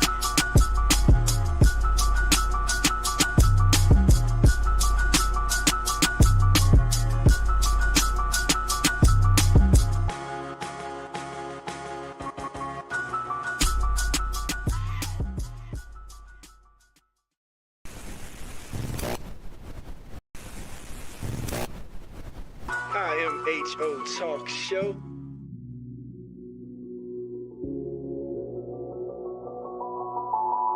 Sir Charles, Miss Max Razor.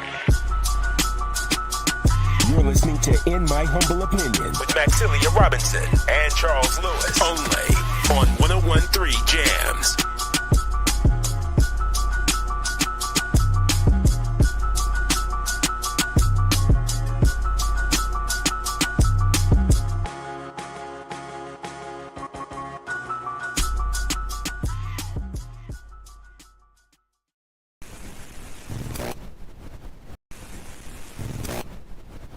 IMHO Talk Show.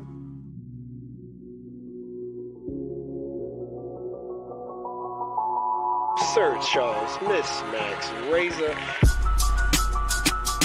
You're listening to In My Humble Opinion with Maxilia Robinson and Charles Lewis. Only on 101.3 Jams.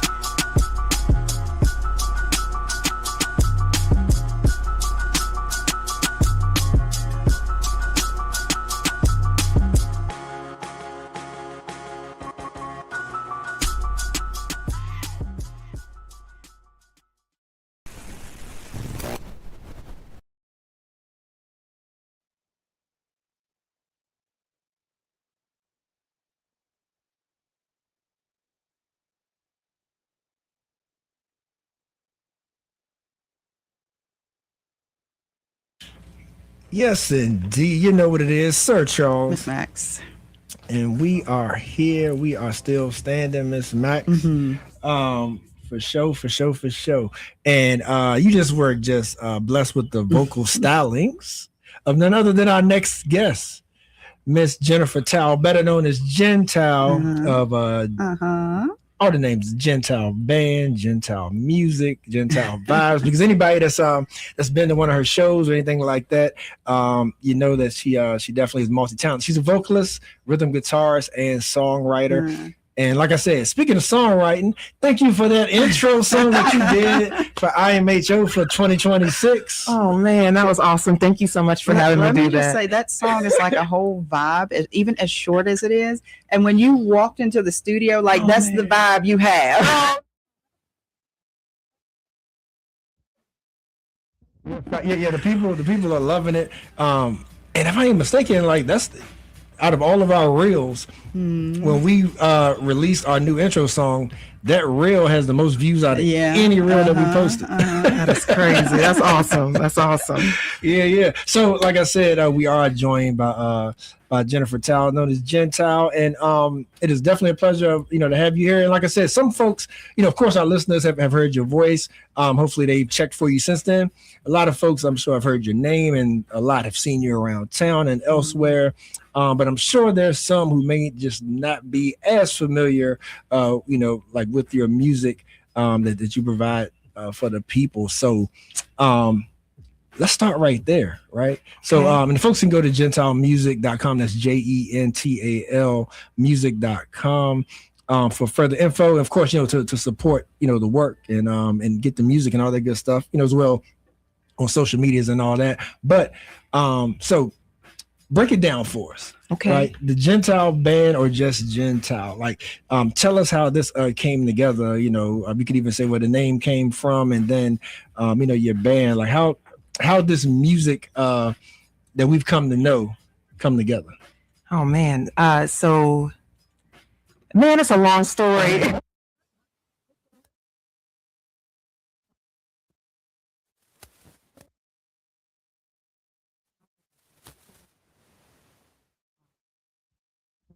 A chapter got, and my dad got hired as the basketball coach for Nelson County High School there. Okay. And it was awesome. And I bumped into this really funny cat. His name was Bram Krogetti.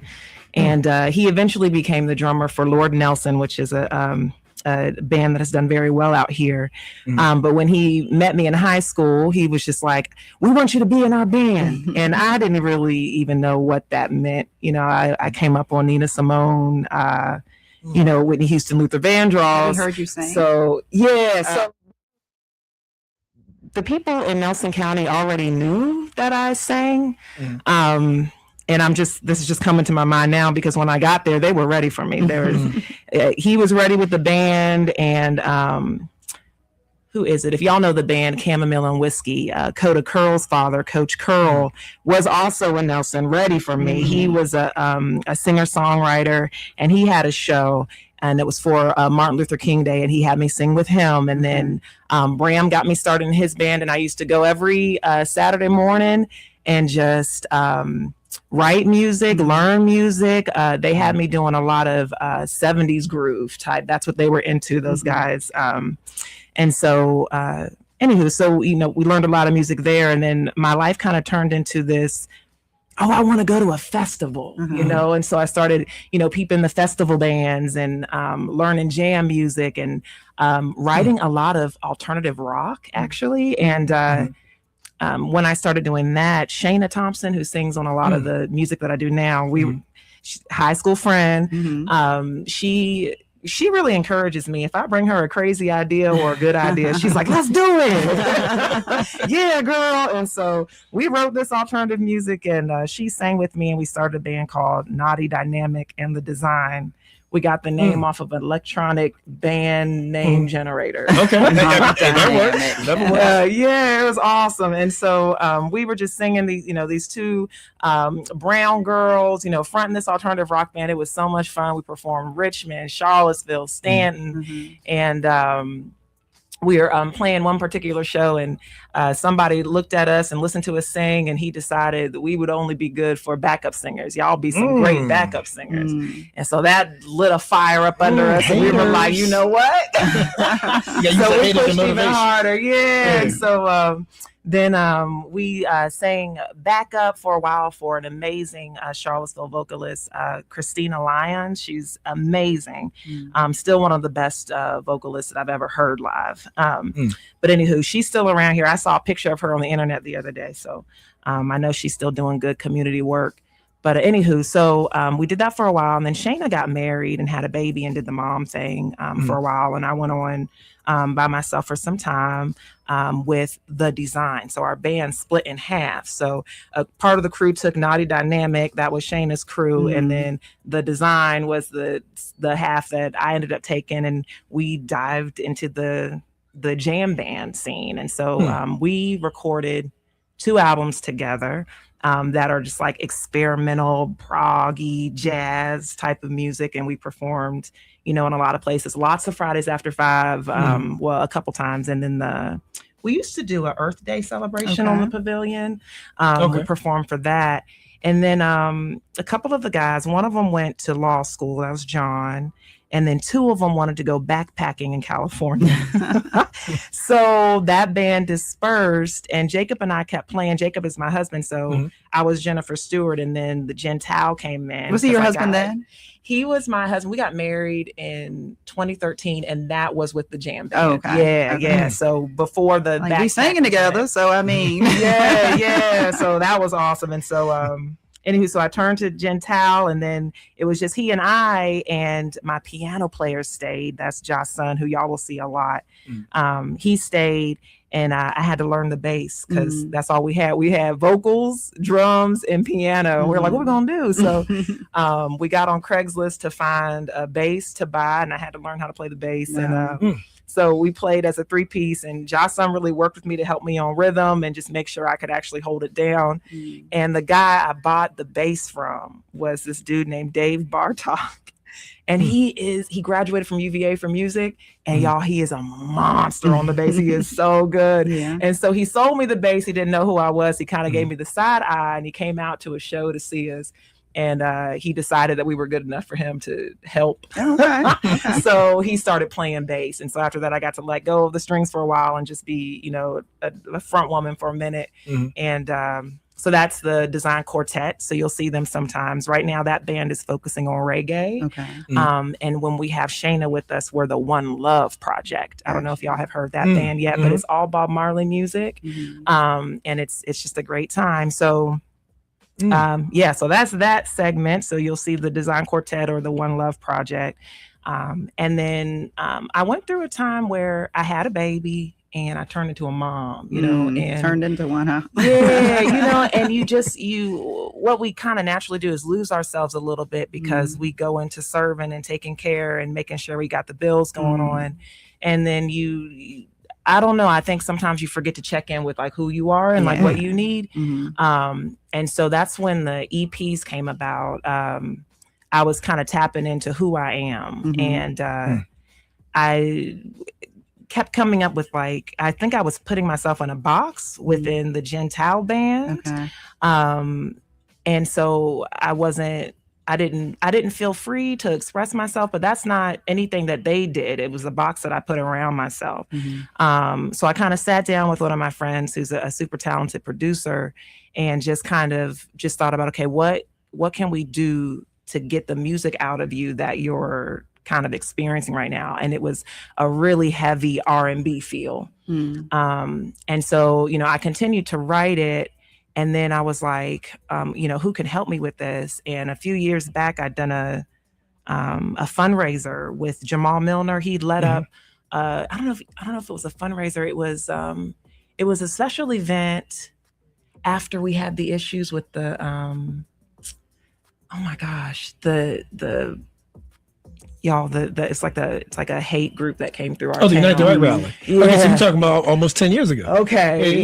Yeah. So after that happened, he put together an event at the Jefferson and invited a lot of musicians to come and play. And I sang What's Going On and looked over to my right, and there's this man, Ivan Orr, playing I felt piano. I felt it coming.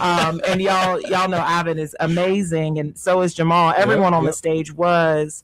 But after that show, Ivan had actually recorded the music off the board and just emailed What's Going On to me. And I was like, whoa, who is this cat? So I remembered him and was just like, I think he might be able to help me finish this R&B collection. So am I talking too long? You're not. Okay. You're not. I have a question for you. I'm Yeah. curious about something. Yeah. Because we all have experienced when an artist music shifts and there's a different sound, and it sounds like that shift came for you after you had your first kid. What can you talk about that a little bit? Like what happens mentally, emotionally, internally that creates that newness? Yeah, so it's a self-soothing, and so you know, like when you clean the house on Saturday, Sunday, whenever you have the time, and you put on that music that kind of soothes you and gets you going. Sometimes you need something calm, sometimes you need something hype, whatever it is. And so that's what it is. It's an internal voice that is soothing you for whatever it is you need. I didn't even think about it like that, sis. Yes. So I was self-soothing, and that sound was a smooth R&B sound. Okay. Wow. And that's Thank where you you for are. that. I try to do what I can do. And so that's where you find yourself musically right now? Like you're in that space? So I'm in a smooth R&B, and then it's like it's roots. So it's R&B, it's reggae. And then there's like this roots sound that pops up. I don't know if y'all have heard Eli Cook, but he's a rock and blues artist out here. And when he plays music, he puts a mic in his guitar case and he stomps on it, and it's like boom, boom, boom. It's like this very like rootsy kind of feel. And so it's some of that too. So I went through the change, and so I called up Ivan, Jeff Louderback, and Houston Ross. Okay, all that. And I was like, I'm writing this R&B music, and I got to get it finished. So I, recorded on my little phone, and then sent the recordings to them.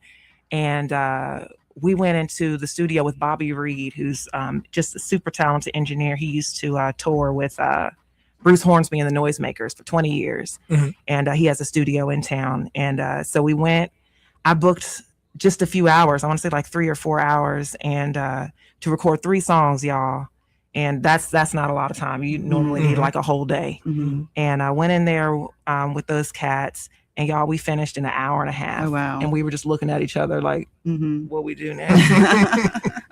So they're just super, super talented and so supportive. Okay. And just kind, sharp cats. So that's how we got the R&B sound out. Simultaneously, I'm still working. I'm on my grind. I'm playing my nightly gigs and stuff with my Gentile band. That's like, they're like my limbs. They're just ride or die. And so, I was like, okay, I finished that project, and I have something else on my heart I have to finish, and then I can kind of like liven up the Gentile band and kind of breathe life into that. And so I called up Eli Cook, who's a good friend, and he helped me finish a couple tracks. And Shayna, y'all know Shayna rolled with me the whole time. If y'all listen to the collection, she's on every track. And she's just like, yeah, let's do that. That's a good idea. Yeah, let's go. And she said, I can't wait to hear you on the radio, Jennifer. My family's waiting. I'm waiting. Let's do this. Don't quit. And so I was like, okay. And so I went in the studio with Eli Cook, and we went to see my boy James McLaughlin. He's got Mountainside Studio. Okay. James was a band leader of mine from a corporate band that I got hired for in 2013. Is that studio in Charlottesville, or where is that? That studio is in Charlottesville. Okay. It's amazing, state of the art. Okay. He's very busy, but musicians, if you're listening, you should spend some time with James. He's super talented. And so it went in there with Eli and asked him for the stomp box so we could have that rootsy sound. Yeah. And we just went for it. And so okay, you about to get some project. You better get some red light management. Is that coming? My gosh, I don't know. That's our Charlottesville. Yeah, that's Dave Matthews and Cohen Capshaw. Yeah, that's the big time. But so we finished that one, and then the Gentile band got together, and that band is very jazzy. And so we finished our like jazzy kind of Africana pieces. And so that's where we are right now. We just finished those 3, and it was a marathon, but it was extremely healing. And the community, not even just like the musicians that I play with and the engineers that keep me going, but the community has been really supportive. Okay. To the point, y'all, I'll just sit at home and just cry because I'm just so thankful. It's a lot. People coming to the shows and booking me for events. It's just been an amazing outpouring of love. So I really thank y'all for that. And that's beautiful. Just the opportunity to give back to the community, and then in service in that way, but also to have a place, right? Like a sense of belonging. It's amazing. So I'm super thankful. Yeah. What's most interesting about that? We're going to take a quick break, and we'll come right back to you to continue this deep conversation, because you did a great job of giving the history that brings us to this point. And one thing that stands out to me though is that like you've been the glue. It sounds like, because I don't know if I've ever heard a story like that, to where you have so over generations, over the decades, and you have these iterations of bands, of groups, right? But it sounds like that there's people who stuck with you through every iteration. I mean, like, that's a blessing. That's a beautiful thing, right? It's such a blessing. I thank God all the time, just because I just love them so much. I'm so thankful. And to me, every day, it's a miracle. They show up and they're supportive, and we had a show last night at Eastwood with the Design Quartet playing reggae, and at home, I didn't know what to say. To just thank them. So I just sent them a text and just said, thank you so much. The experience was wonderful. And my bass player, Dave, wrote back, and y'all, he was just like, it was really great. Thanks for having us, Jen. And he said, and you were perfect, just always. Oh. And it just, my heart just like, because we got so much going on in our lives, all of us. Those moments when people just pour back into you, it's a lot. This weekend was there's a show every night this weekend, which I'm super thankful for, but it takes a lot of energy. And if you don't have anybody pouring back into you, it's impossible. Yeah. And so, my community is everything. It's everything. So I just really appreciate y'all. That's beautiful, beautiful. So, ladies and gentlemen, we are talking to none other than Jen Tao, and we're gonna be right back. You don't want to miss it. Max and I gonna keep chopping it up with her about her music as we celebrate Black Music Month. IMHO Talk Show. IMHO Talk Show.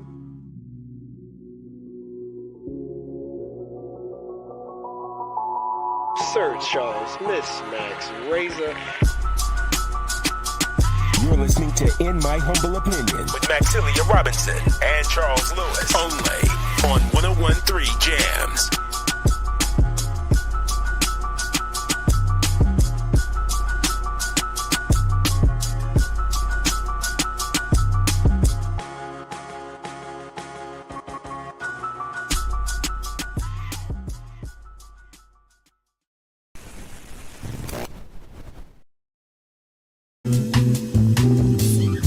Think it's time we meet again in a circumstance to appreciate the distance.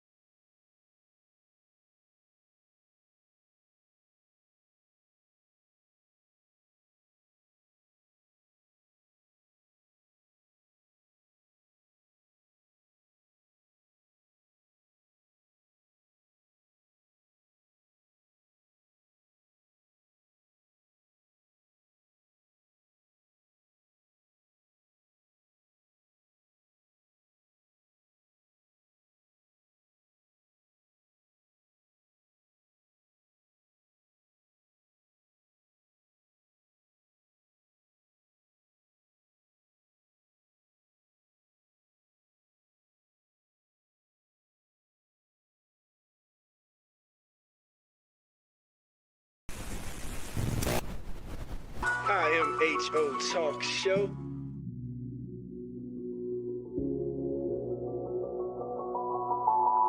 Sir Charles, Miss Max Razor. You're listening to In My Humble Opinion with Maxilia Robinson and Charles Lewis. Only on 101.3 Jams.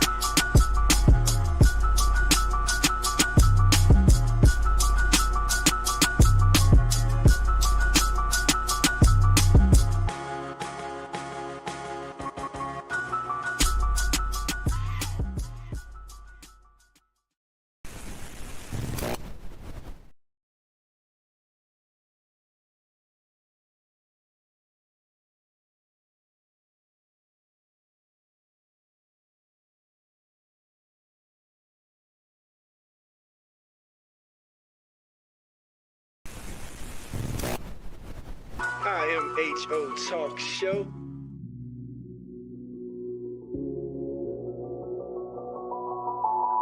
Sir Charles, Miss Max Razor. You're listening to In My Humble Opinion with Maxilia Robinson and Charles Lewis. Only on 101.3 Jams.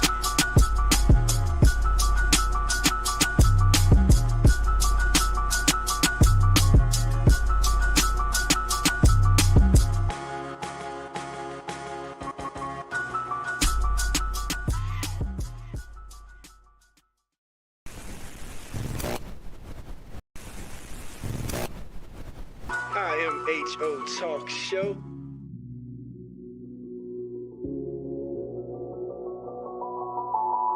Sir Charles, Miss Max Razor. You're listening to In My Humble Opinion with Maxilia Robinson and Charles Lewis. Only on 101.3 Jams.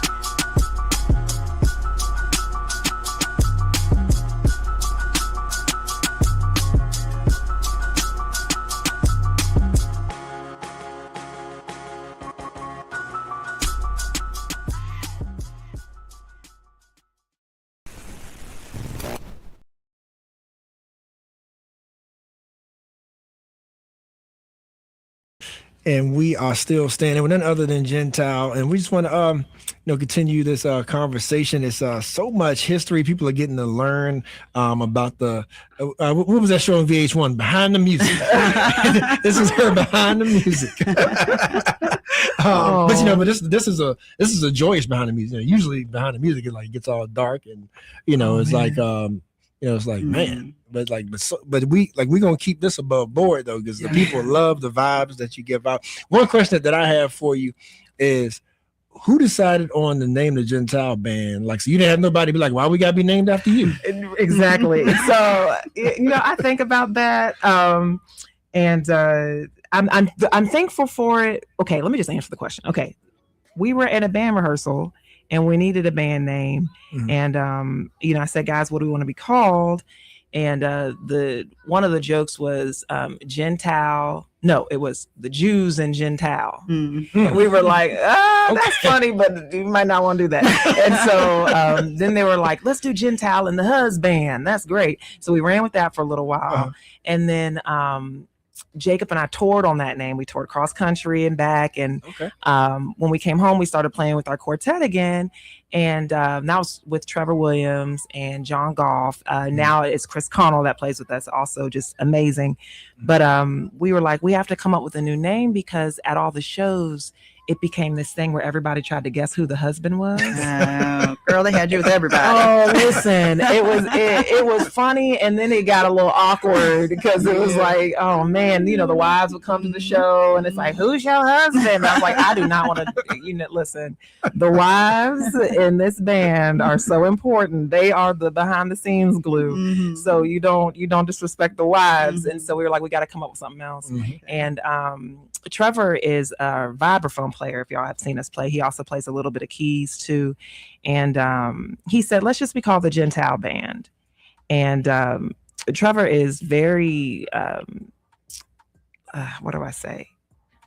Oh gosh, because we respect everybody in the band, but he has some weight. And so he's like our music theory, heavy hitter guy. And so when he says something, we're like, okay, Gotcha. Like, It's so good to that's have what he that. said, and so we stuck with it, and it's given the band the freedom to kind of move around. So if they have family engagements, things they have to do, then I can call a sub in, or I can call one of our friends in, one of the studio play or something like that, and it doesn't take away from the name of the performance. So it has been helpful, actually. Oh, I can imagine. I mean, like that speaks a lot on your spirit, though, right? Because you just must have a very loving and just like welcoming spirit.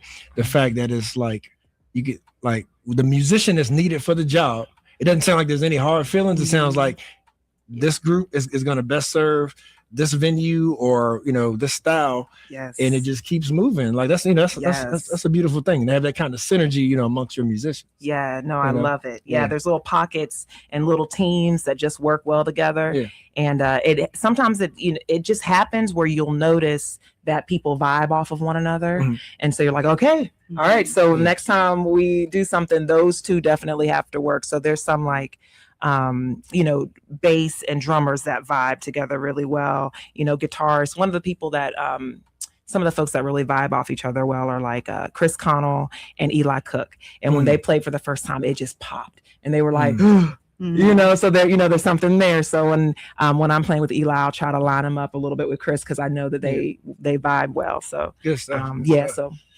So we are talking Black Music Month, celebrating such with Gental. And so something else that came to my mind is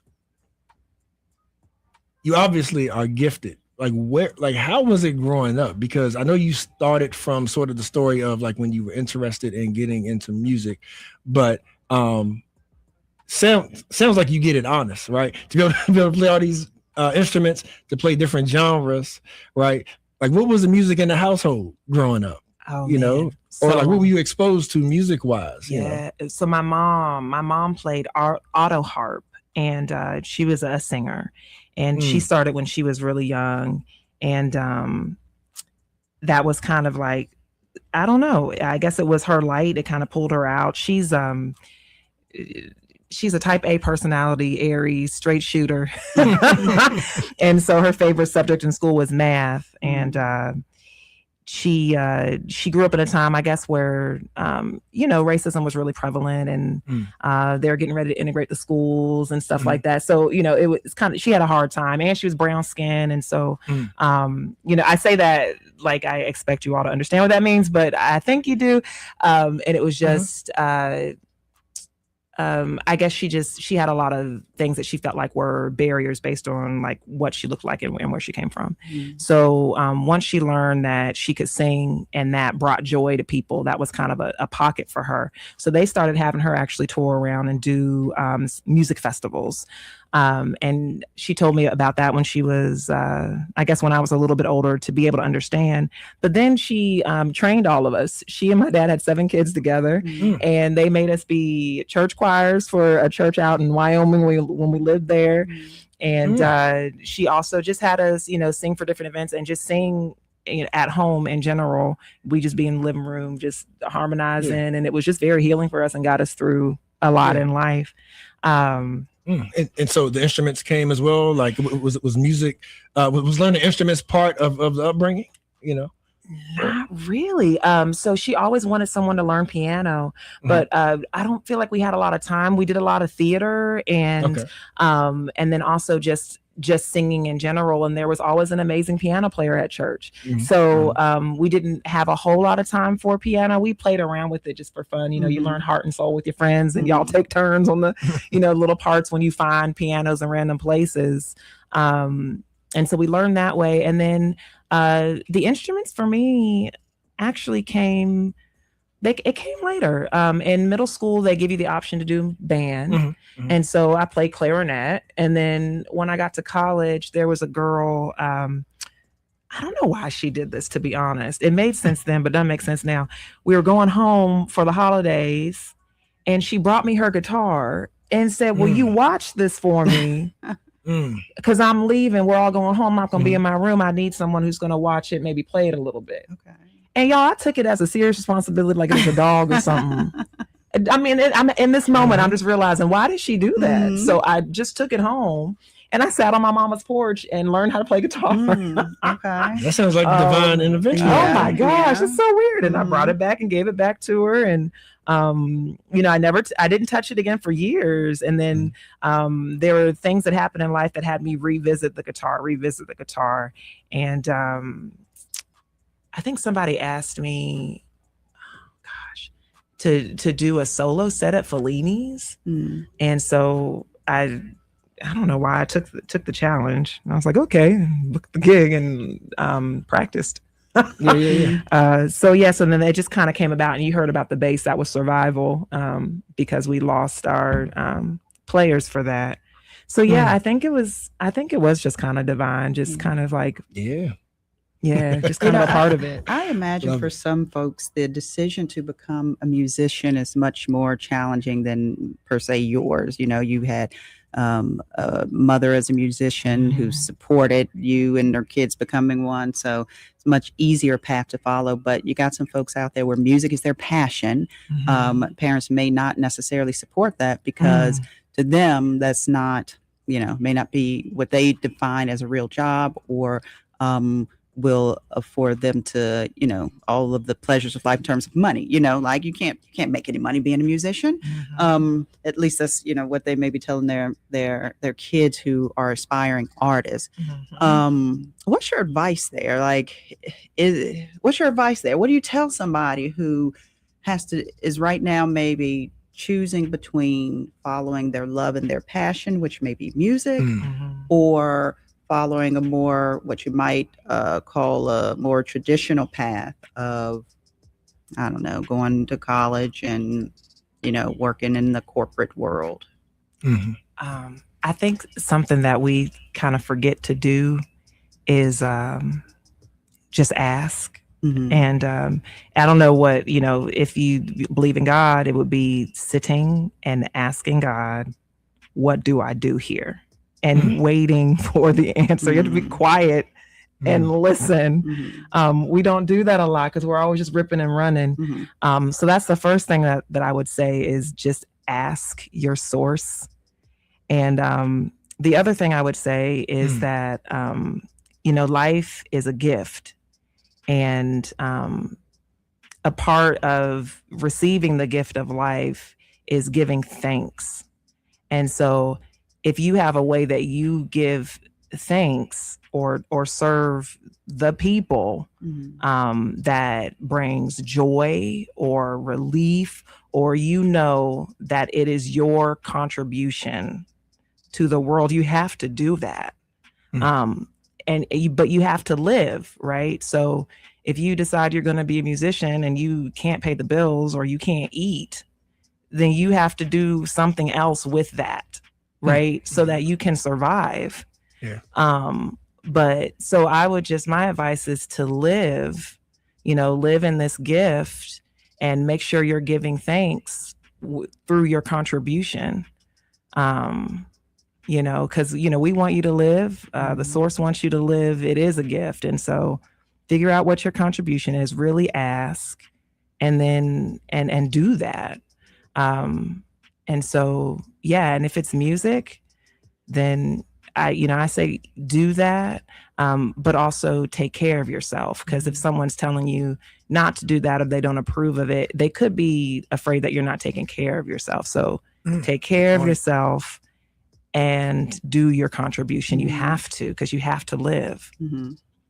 Speaking of your contribution, another thing that I was thinking about as you were talking is it is my belief anyway that like comedy, music are kind of two of the things are the last frontier in terms of like freedom of speech, really being able to express yourself, but also something, and food that brings people together, no matter what ethnicity, what background, what socioeconomic status. Music is one of those things where we really can be one. Talk about Bob Marley. And I wonder how you think about that when you go out to these shows and performances. and you're getting ready to share your gift with those people, considering everything that's going on in the world, not just from the administration, but just stuff we're dealing with. It's a lot of bad happening in the world. And so you got this gift that you're sharing with people. And do you think about, how what I'm giving them is going to help them through what they're dealing with in life, or to make the world a better place, to be kind of like corny about it? I hear you. Yeah. I just, what I've been doing lately or forever is just showing up honest. Because the longer I live, I'm starting to find out that I'm not alone. And like through so many of like my early years, as a teen and as a young adult, I thought I was alone in so much. I thought I was the only one who wasn't getting paid enough. I thought I was the only one who was struggling. I thought it was just me all the time. And as I get older, I start learning it's all of us. There's some things are universal. Oh my gosh, some things are universal. We all gotta go through this. And so I just show up honest and because I don't know what everybody needs. I don't know what I need. And when we're on the stage, we're serving one another and we're serving the listeners, and that energy is getting rocked back. So the listeners are also serving us. It's like a whole, it's the whole energy circle that's happening. And it's like, if we just show up honest and our intentions are pure, whereas that we're pouring in and pouring out so that we all can live our best life. We're supposed to, it's a gift, and we're supposed to be living life abundant. And so, the struggle, that's not real. That the struggle is not, we always say the struggle is real, but that's not our goal. We, really, we're supposed to be living in abundance. So if we can share that, I think that if I show up 100% honest and just allow myself to be a vessel, then I'm contributing to the energy that we all need to kind of heal together, if that makes sense. So that's why I'm so excited to see people and because I feel like, all right, we about to start this session and all of us are about to pour in so that we can, turn around and walk out into the world better for it, stronger for it, more connected, because we're not alone, and it can feel like that sometimes. Wonderfully said. Ladies and gentlemen, we have been talking to none other than Gentile. Like I said, you can follow up for more on gentilemusic.com. But Jennifer, before we let you go, though, what will be your last words as far as how folks can reach you? If there's any big events coming up you want folks to know about, or how they can book you, right? Let the folks know how to follow up with you. Awesome. So I've been working to be really active online. So I try to keep my website up to date each month. The performances will be posted there at gentilemusic.com. Next weekend coming up, we got July 3rd and July 4th. July 3rd, we're going to be in Richmond. We'll have special guest Charles Owens at Triple Crossing. If you want to come check us out there, it's going to be on the Fulton campus of Triple Crossing.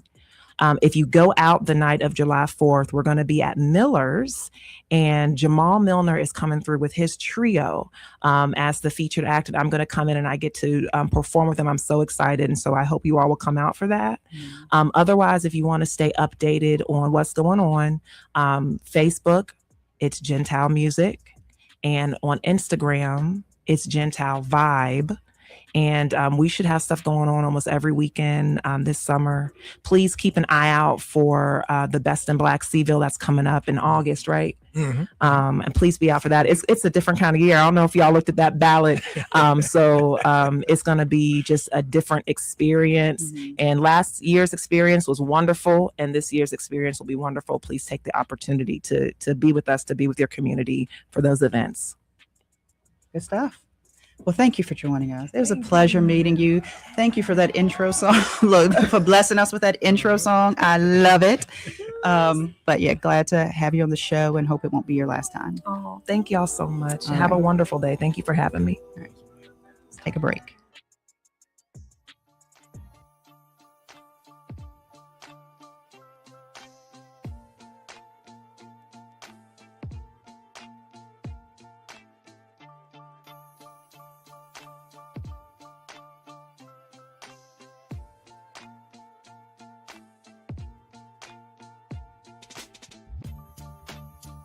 We live in a society in which structural racism is a very real thing. We are all dealing with that in every aspect of our lives, and the media is a reflection of our community. Historically, black people have been portrayed a certain way in the media to justify normative assumptions around political and social issues. More black people behind the cameras, in front of the cameras, more producers, more people of color producing, so they can go and get the content that's needed so they can highlight our attributes. I've been in this industry for 15 years, and I've seen firsthand how our voices just aren't heard. Even if you're in the newsroom, sometimes you get completely ignored and stereotypes are allowed to perpetuate. And one thing we want to do is combat that, and also bring information to people so they can be as informed as possible when choices are made in this city, so they can do whatever they can to get their voices heard. What I believe can be done about the situation is to have more people of color creating news stories, more people who have a interest in and a social consciousness that relates to the stories that they're telling. Charlottesville Tomorrow looks at these issues. We can present them on IMHO. Vinegar Hill Magazine can take that a step further, and just together we can just make this thing that can be an example of how we can change the media landscape, how we can be more inclusive to get these voices in, to get these people heard. That's just one thing that doesn't happen in so many places, and it's a shame. We think we live in a society that's very progressive, and we're talking about equity and diversity and inclusion and all these things. Still, the way that black people, and I would say, and I would argue, especially black men, are portrayed by the media is incredibly dangerous, and you've seen the sort of tangible violence that it's led to over the past year. The community can support the SIM project by first and foremost giving us an opportunity. We understand that it can be difficult to give trust right now, especially considering the current social and political environment. But this project will only be as successful as the community allows it to be. And so we ask you to give us the opportunity to do the work, critique the work, and make sure that we stay aligned with the vision. Another way that the community can get behind the SIM project is through engagement. We want to hear from you. We want to know what you're talking about. We want to put your stories out there. And so whether it's reading the articles written by Charlottesville Tomorrow or Vinegar Hill Magazine, or tuning in to In My Humble Opinion on Sundays on 101.3 Jams from noon to 3 p.m., either way, we want you engaged. We want you to be part of this. The community can also support the SIM project through funding. To learn more about how to support SIM, you can visit our website. Thank you for your support.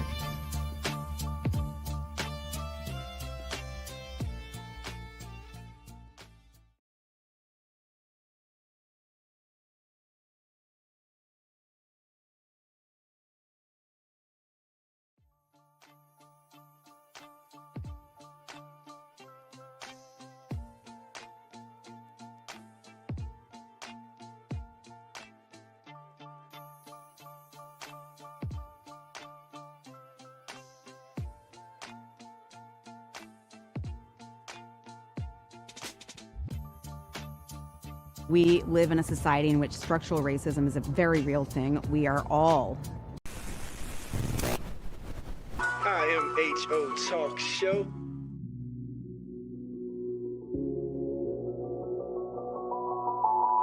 Sir Charles, Miss Max Razor. You're listening to In My Humble Opinion with Maxilia Robinson and Charles Lewis, only on 101.3 Jams.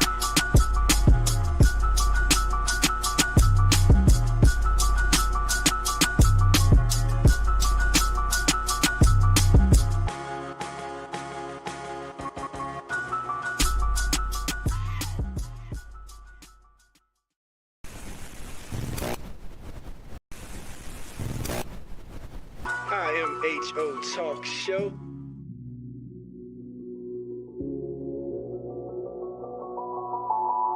Sir Charles, Miss Max Razor. You're listening to In My Humble Opinion with Maxilia Robinson and Charles Lewis, only on 101.3 Jams.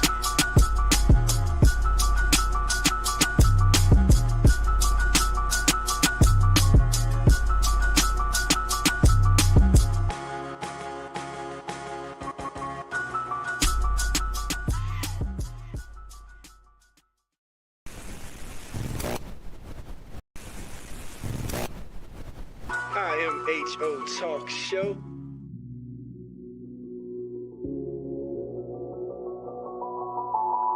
Sir Charles, Miss Max Razor. You're listening to In My Humble Opinion with Maxilia Robinson and Charles Lewis. Only on 101.3 Jams.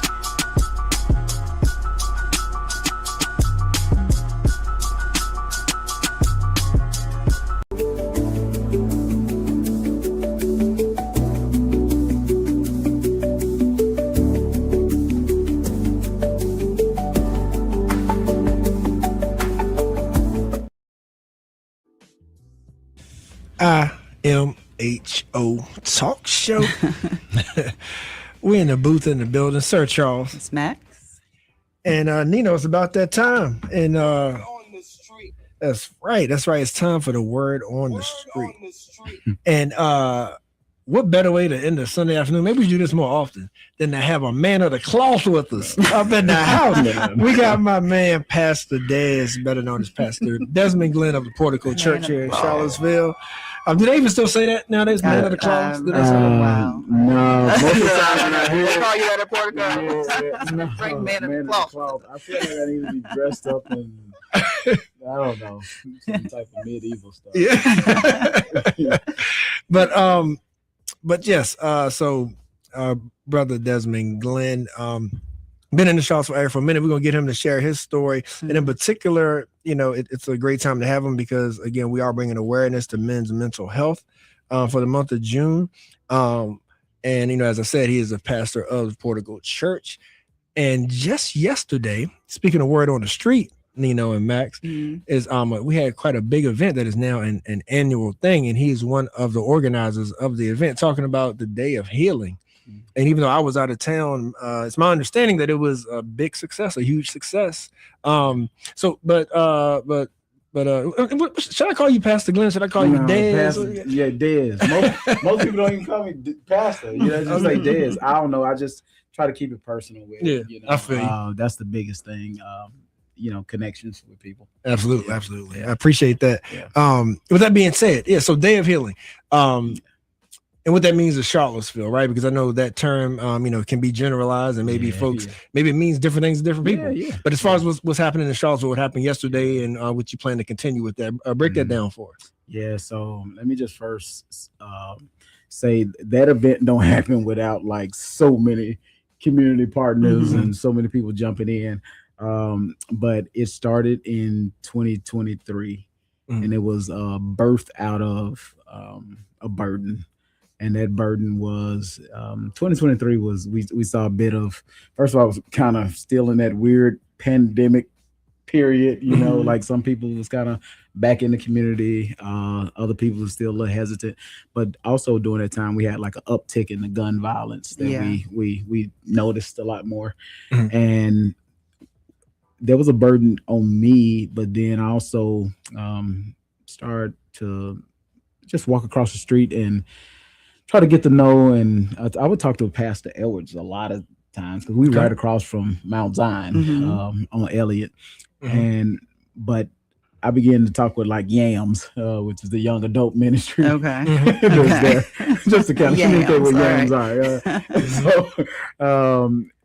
In this context, it means young adult ministry. Right. So thank you for clarifying. Anyway, now.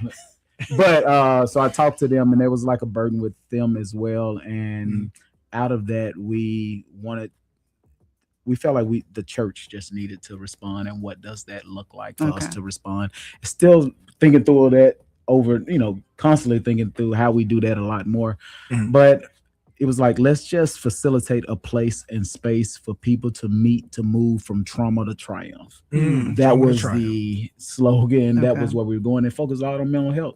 So we was reaching out to as many mental health people as possible to try to like, hey, can you be here to speak into what some of the trauma that people are dealing with? Now, maybe not everybody trauma wind up actually being like a gun violence, like a victim to gun violence or something like that. But people were going through a lot of stuff in the pandemic. That's kind of how that was, to keep it short, how it was birthed out.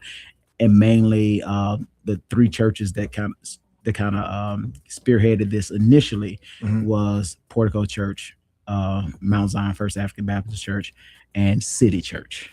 Okay. Those were the 3 churches that were involved, and then out of that, so many more began to support and jumped on. So this was the 4th annual Day of Healing event that took place this past weekend. Okay. So yeah.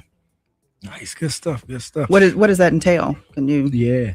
So Day of Healing is it's focused on connecting the church to the community and the community to Christ. We wanted to, that's the mission that we want to make sure we're intentional together, because that's the key, together, making sure we get from behind the walls. Okay. We all can Visiting be very busy neighborhoods. and getting in the neighborhood Okay. and inviting people to a space. Now, taking into consideration, it still is at a church right now because it's just, I initially want to move it. I wanted to move it around to certain churches where I feel like African American churches has been in the community for a while. Okay. And also finding sometimes it's just a good space to bring everybody to. And so the first 3 years, Mount Zion opened up, like 3 years straight to allow people to come to that space. And this year we wanted to let's try Zion Union. And we had it there, and it was a good turnout as well. So where it would be next year, I don't know. We constantly every year revisit what we need to do. But the goal is to be very intentional about connecting with the community, to listen to what is your story, what is squeezing you, what is the burden that's on you, and how do we respond to that, either a spiritual way or in a very practical way? What does that look like? That's deep. Because we also have you here as well. In regards to Mental Health Awareness Month, right? Particularly Men's Mental Health Awareness Month. And as you said, the Day of Healing definitely encapsulates that as well. Yeah. But before we even dig too deep into that, though, I have more of a theological question for you, though. You knew that was coming. You can't have a pastor here, Max, without challenging them, right? Pastors used to getting challenged. But Pastor, I don't know about what you said this morning. I don't. They know I'm challenging at 9 a.m. But no, so because I'm hearing you saying community, right? And things like that. But your background is unapologetically biblical in its foundation. Yeah. So how do you balance folks who may have a different belief set than you, but they're in the same need as folks who may share your beliefs? Yeah. We all regardless of the way I look at it, we're created in the image, I would say in the image of God. Like, you don't have to necessarily believe every single thing I believe. The reality is that I struggle with anxiety, and I personally have a struggle with anxiety. And it's people that don't believe what I believe struggle with anxiety. And we got to at least come to a sense of agreement, like there's something that our bodies take on and deal with, and how we deal with stress. We have to figure out what is the trigger to that. So first, I'm going to respond and connect with that person as somebody who's, you look like me. We both eat. We both drink something. We both need rest. We both need help. That's right. So I'm going to first respond to you like I supposed to respond to you. I love God, love your neighbor, regardless. So necessarily your belief at the moment don't make a difference to me, in the sense that I am still called to come alongside of you and be an agent of mercy. If that makes sense. Oh yeah. It definitely. I ain't trying to skip out of the question. No, you good. It can get complicated, but I want to be real. That's the first encounter you should have with a person. Like that's my neighbor. That's somebody who struggles with something that it's a bodily ailment or whatever it may be, if it's in the mind, if it's in the body, and other places, but we all are susceptible to those things. So. Yeah. And I think a big part of it as well is when you look at like literal versus generalizing one's beliefs or religion or spirituality, right? Because one way, you could argue that like you may outcast some people, and then another way you could say, no, like God is love, right? You know what I mean? It's like love like love your neighbor as yourself is like number one, right? Like all the laws is wrapped up into that, right? So, you know, but then you could have folks on the other side who may be fire and brimstone. Like you got to do it this way, you got to say it this way, you know what I mean? So I think that plays a big part. Now, what I want to get your feedback on, you know, in addition to that is I heard something recently, Max.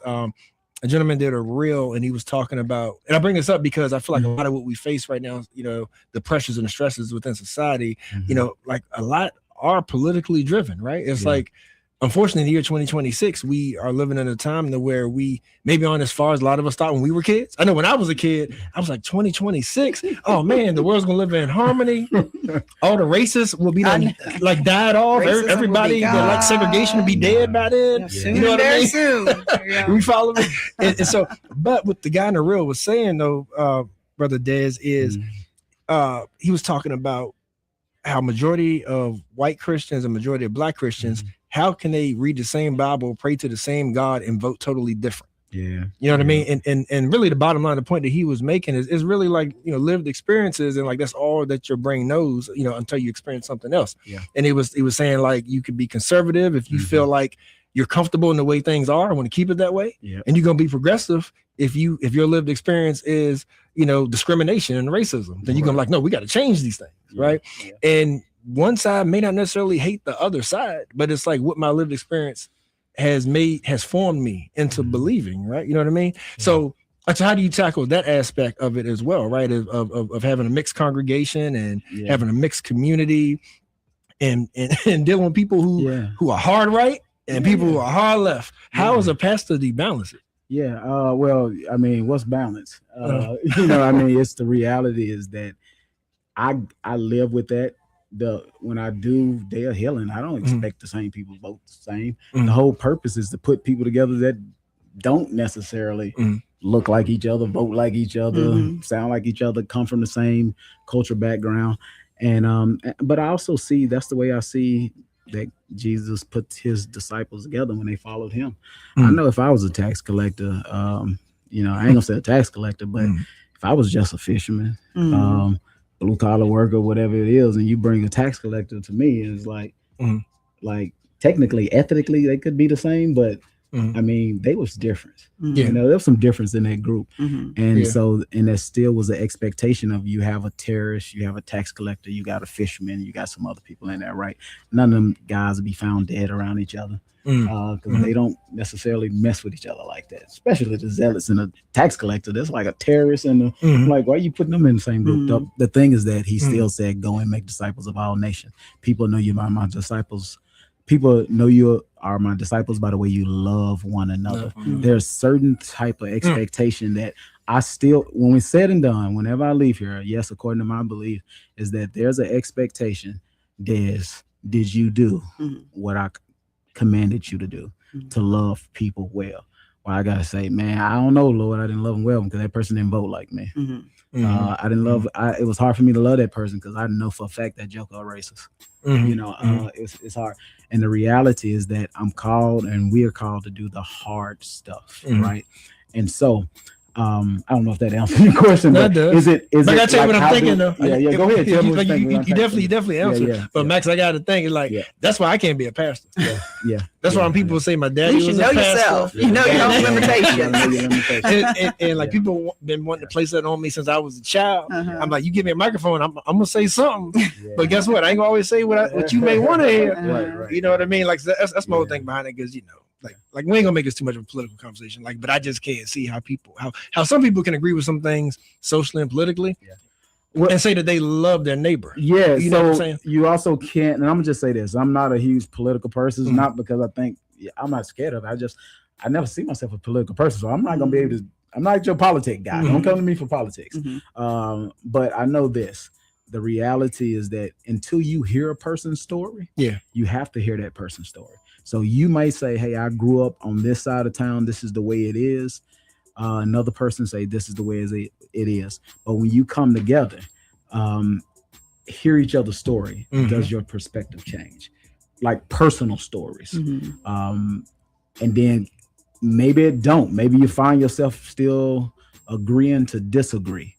But I'm almost guaranteed the way you approach that person next time, that conversation will start to change over a period of time. Now, you just got to have enough tolerance with one another to be able to maybe get in the same room and have the conversation. But right now, yeah, it's hard. It's hard. We are divided among so many things, and so but you have to be intentional about at least trying.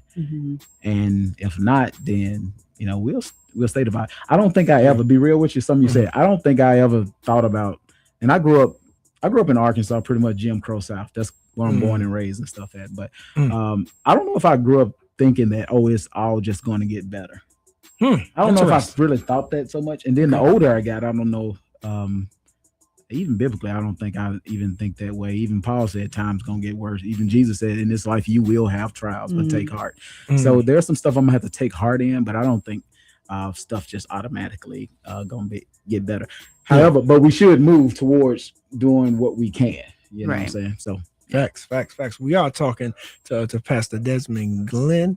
And we are, again, this is, men's mental health thing as well. And Max and I have been talking about this today. We've had other guests in, and we even talked about, like some of the top things that when men are in safe spaces, what types of feelings and like what types of emotions do they share? So let's hear from the biblical perspective, right? Yeah. Because, and Max, please chime in as well, because, like a lot of times when we think about structure, right? You think about even how men and like as much as men sort of inherently are asked to lead, right? Like whether that's you're a husband or whether you're like just in any kind of relationship, you're a father, right? Whatever the case is. Like, so when you think about men's mental health, and again, you coming from the biblical perspective, like, but how can we apply that in today? And on this show, particularly Black men and the pressures that we face at work, at home, within ourselves that we're scared to share. What does the Bible tell us about the Black, that you can relate, to the Black man and what he's going through right now? Yeah, in regard to kind of broad, like okay. Just like the current struggles of it's 2026 again, and we're still dealing with racism, and we're looking at like what divorce rates are, and we're looking at still getting profiled by the police, and you know what I'm saying, like those perpetual issues that how to find hope in all of this when it's just it's hard to find hope when and it's stressing you out and you're scared to talk about it. So a couple things that I'm sitting over thinking about is that I don't, and maybe y'all have a better idea. I know it's low, like how many men like actually seek out somebody to talk to before they blow up. You know what I'm saying? Whatever you define, what's that moment and what it looks like. I think biblically, just from the Bible's perspective on it, obviously it's talking about humanity in general, but in our context, as we focus on the Black man and what we deal with, went from leadership to like providing and protecting and all of that stuff. It's a lot. I wish I think of something. It was a real. It don't. Let me just. I mean, we read in the same Bible, and it's not separate. It really isn't separating. The Black experience from the white experience. No, it's not. And it's not separating how you teach, preach, or train anybody based on the color of their skin. It talks about us as one. And the direction and guidance that it provides is for all. And so I think it is kind of hard to, while what Charles is referencing is talking about modern day, what we're experiencing and dealing with from a biblical perspective, you can only talk about it from the singular perspective that the Bible provides. So no, I was thinking about I was finna say, like a reel. It was something about that I felt this. It wasn't even from a text, but it was something about TD Jakes' voice behind something saying the man like staying at home is a problem. Going to work can be overworking is a problem. I was just thinking about the mental impact initially. What I was thinking about, like how much pressure can be on guys to try to be whatever the man he can be, and at the same time trying to provide But I think social media can play a lot into like my emotions because if I can, and I don't want to, kind of stray away from what you're saying. You good. But I was thinking in my mind, like if I'm looking at Instagram and a guy get off a G5 flight or something, and I got a Honda Accord outside. There's something that's all around me that's affecting the mental. So I don't know, like spiritually, when I think about it, I will tell you, like last week, like I'm feeling a little down, and I'm walking down the road. I was literally right across the street walking past here, and I'm thinking, and Philippians hit my mind, chapter 4, where Paul says, "Think on these things." Yeah.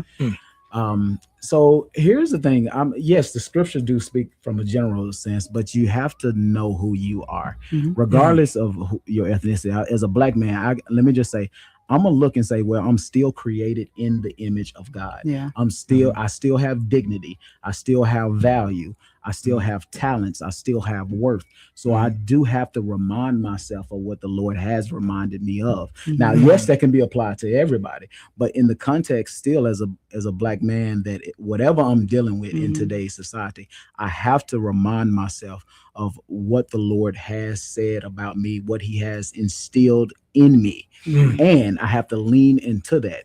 I can't have, and I know it's hard because I can be the first one to kind of woe is me, find myself in that pity state. But at some point, I have to come out of there. I tell myself, I give myself 15 minutes, man. 15 minutes. I gotta give myself just 15 minutes to say, woe is me, pat me on my back, and just say, I'm sorry, baby, but you need to get your life together. All right. I have to have a little time because that's just, emotions is okay. It's fine to have those emotions, to let them go. But what am I going to do with it? Right. So yes, I find myself going to something like Philippians to tell me to think on these things, and he give a list of things, whatever that's excellent. Let me just say that one part, whatever that's excellent, I have to think about something. So still scripture is going to show me, even as a black man, I'm gonna look like, man, there's some excellent stuff I can look at. Man, I can look at people that went before me.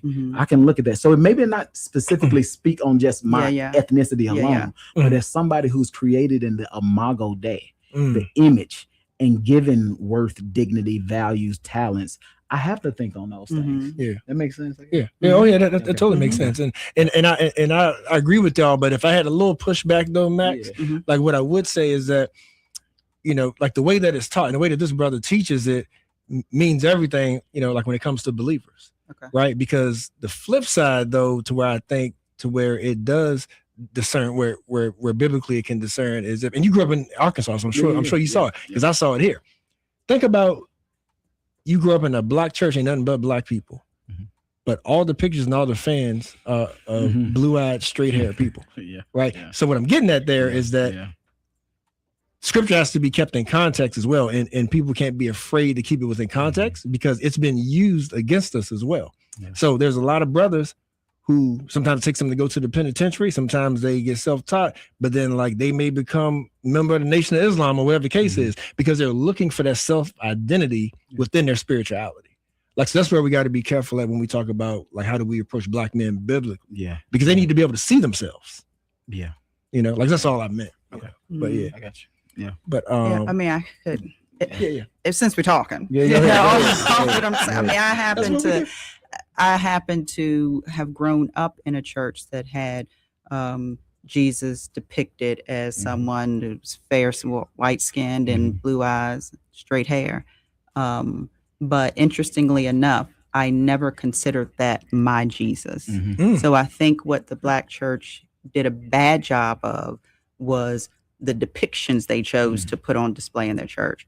But if you were at the right church, they were very good about giving you this authentic word that helped you to know that despite who may ever made the bad decision on that piece of artwork, I know that that's not my God, but I do, and I guess, and that's what that is the trend, being a babe in Christ and growing up in him is where you know the difference, Charles, of being able to see how you see yourself and being able to see yourself in them. So No, that's good. Yeah.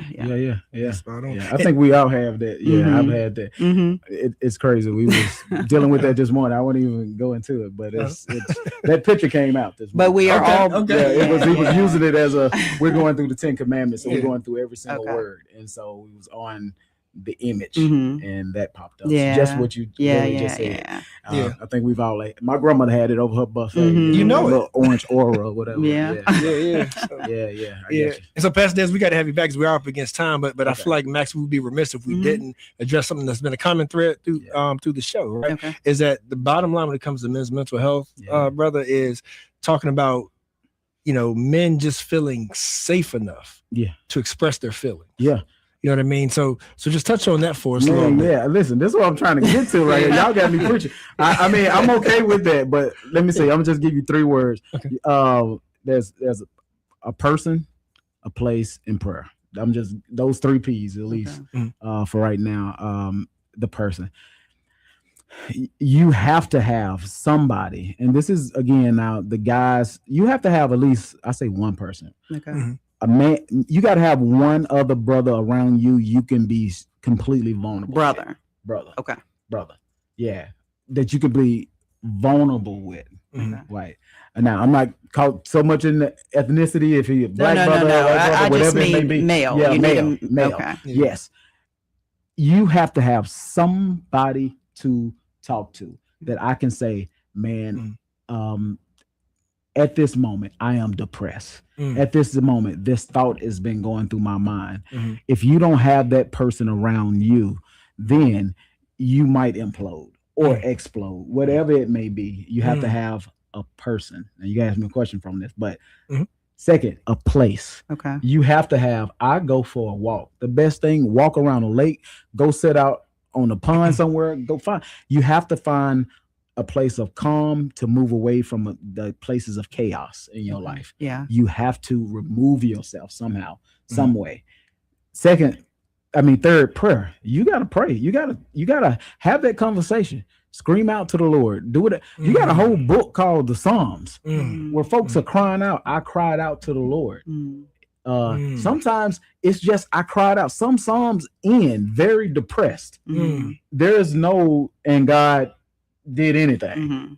You know what I'm saying? But normally you would hear that same psalmist come back and say something about in the midnight hour or something. He wiped my tear. He came in. He removed that whatever obstacle out of my way. But I'm saying when it comes to men, we have a whole book. If you really talk about some of the David, the sons of Korah, all these, the Asaph, all of these warriors wrote psalms. And they cried. Yeah. And so I'm saying they That's was willing to open up and share what was going on inside of them. That don't make you weak to do that. Love it. Love it. And I think that needs to be expressed even more. Like that needs to be taught, right? Because I don't think I've ever heard that taught from a pulpit. And I say that because from my recollection, what's always taught, like biblically speaking, is the like structural, and like the hierarchy. Of like the man is the head, you know what I mean? Like these are the things that we hear within church. And so I think by default that makes men feel like that they can't be weak. They got to stay in charge. They got to stay strong. You know what I mean? And you know what I mean? Like, like you give yourself for your wife as Christ gave himself for the church, right? You hear those things, and that's hard for a man to show weakness and if that's all he knows. Yeah. And at 40 years old, it landed me in therapy as a pastor. I never went to therapy until I became a pastor. Okay. Because I was trying to be something I was never meant to be. And when you get to that point where you broken and you finally get to that point and it don't kill you, but you are broken enough to realize now you will start opening up. Yeah. But you have to get to the point. And sometimes it don't happen until you're on your back and you realize, okay, you can take a punch to the face and a punch to the gut, but you can't take one to that emotional side of you that within you. Like you ain't flinching at when you struggling with suicidal thoughts. I don't care what you're dealing with. I don't care how much you bench pressing them, how many deadlifts you do. Right. It don't make a difference. You need somebody to come alongside of you point blank. And if you don't, that don't make you tougher. What makes you a man is to say something. about it. I don't care who you talk to at that moment, but talk to somebody about it. Cry out if you have to. I cried out to the Lord. He heard my cry. There we go. You need to get on some solid ground. Yeah. Yeah. Man, I love it. Brother, thank you for being here today. Max, that's how we should end every show. Hey, yeah. Good word. Good Have word. you come in and give the preacher spiel right at the end there. Just bring us on home. What's that PJ Morton song? Better benediction. Yeah. Well, thank you. Yes, sir. Thank you, man. And anytime, the airwaves or anything you got going on at the church and the community, please let us know and we'll help you. Y'all got me fired up. At first, I was just like, yeah. You got ready to preach, huh? I love it. Felt the spirit. You want to take us home, Max? Yeah. Thank you all to the listening audience. I can't end any show without expressing our gratitude for hanging with us for all these years, in my humble opinion, and then rocking with us Sunday after Sunday, listening to these shows. And I hope that we are imparting some wisdom, some knowledge, some understanding on topics and things like that add to your life, that help you to, that answer some questions and just, help you to be a more productive person. You ever have any questions for us, feel free to reach out. All our social media platforms.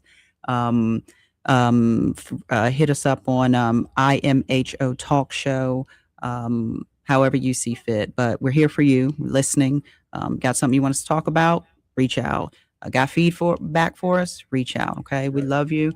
I want to say, Pastor Glenn, we didn't say tell folks how to reach you, right? Yeah. And like even when you have services, they can come visit. So the best way to probably reach me, I'm rolling around the community somewhere, but you can you can look at Center and Therapy. You can pull that up here in Charlottesville, or you can reach me at Portico Church, which is located downtown, but you can just Google it and pull it up. But you can catch me, or you can just, Facebook me, just Desmond Glenn on Facebook, or Popsa4_, even though I got 5 kids, but I just need to update it. But Popsa4_ on Instagram. You can reach me there as well. There you go. Take care of yourself and each other.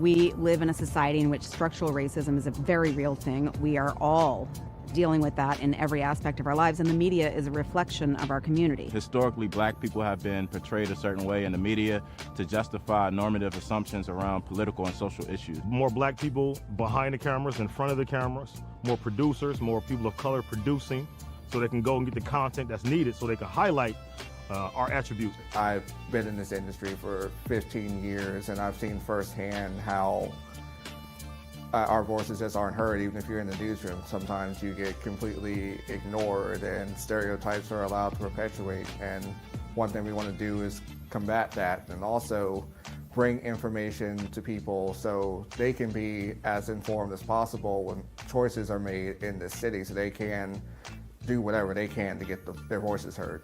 What I believe can be done about the situation is to have more people of color creating news stories, more people who have a interest in and a social consciousness that relates to the stories that they're telling.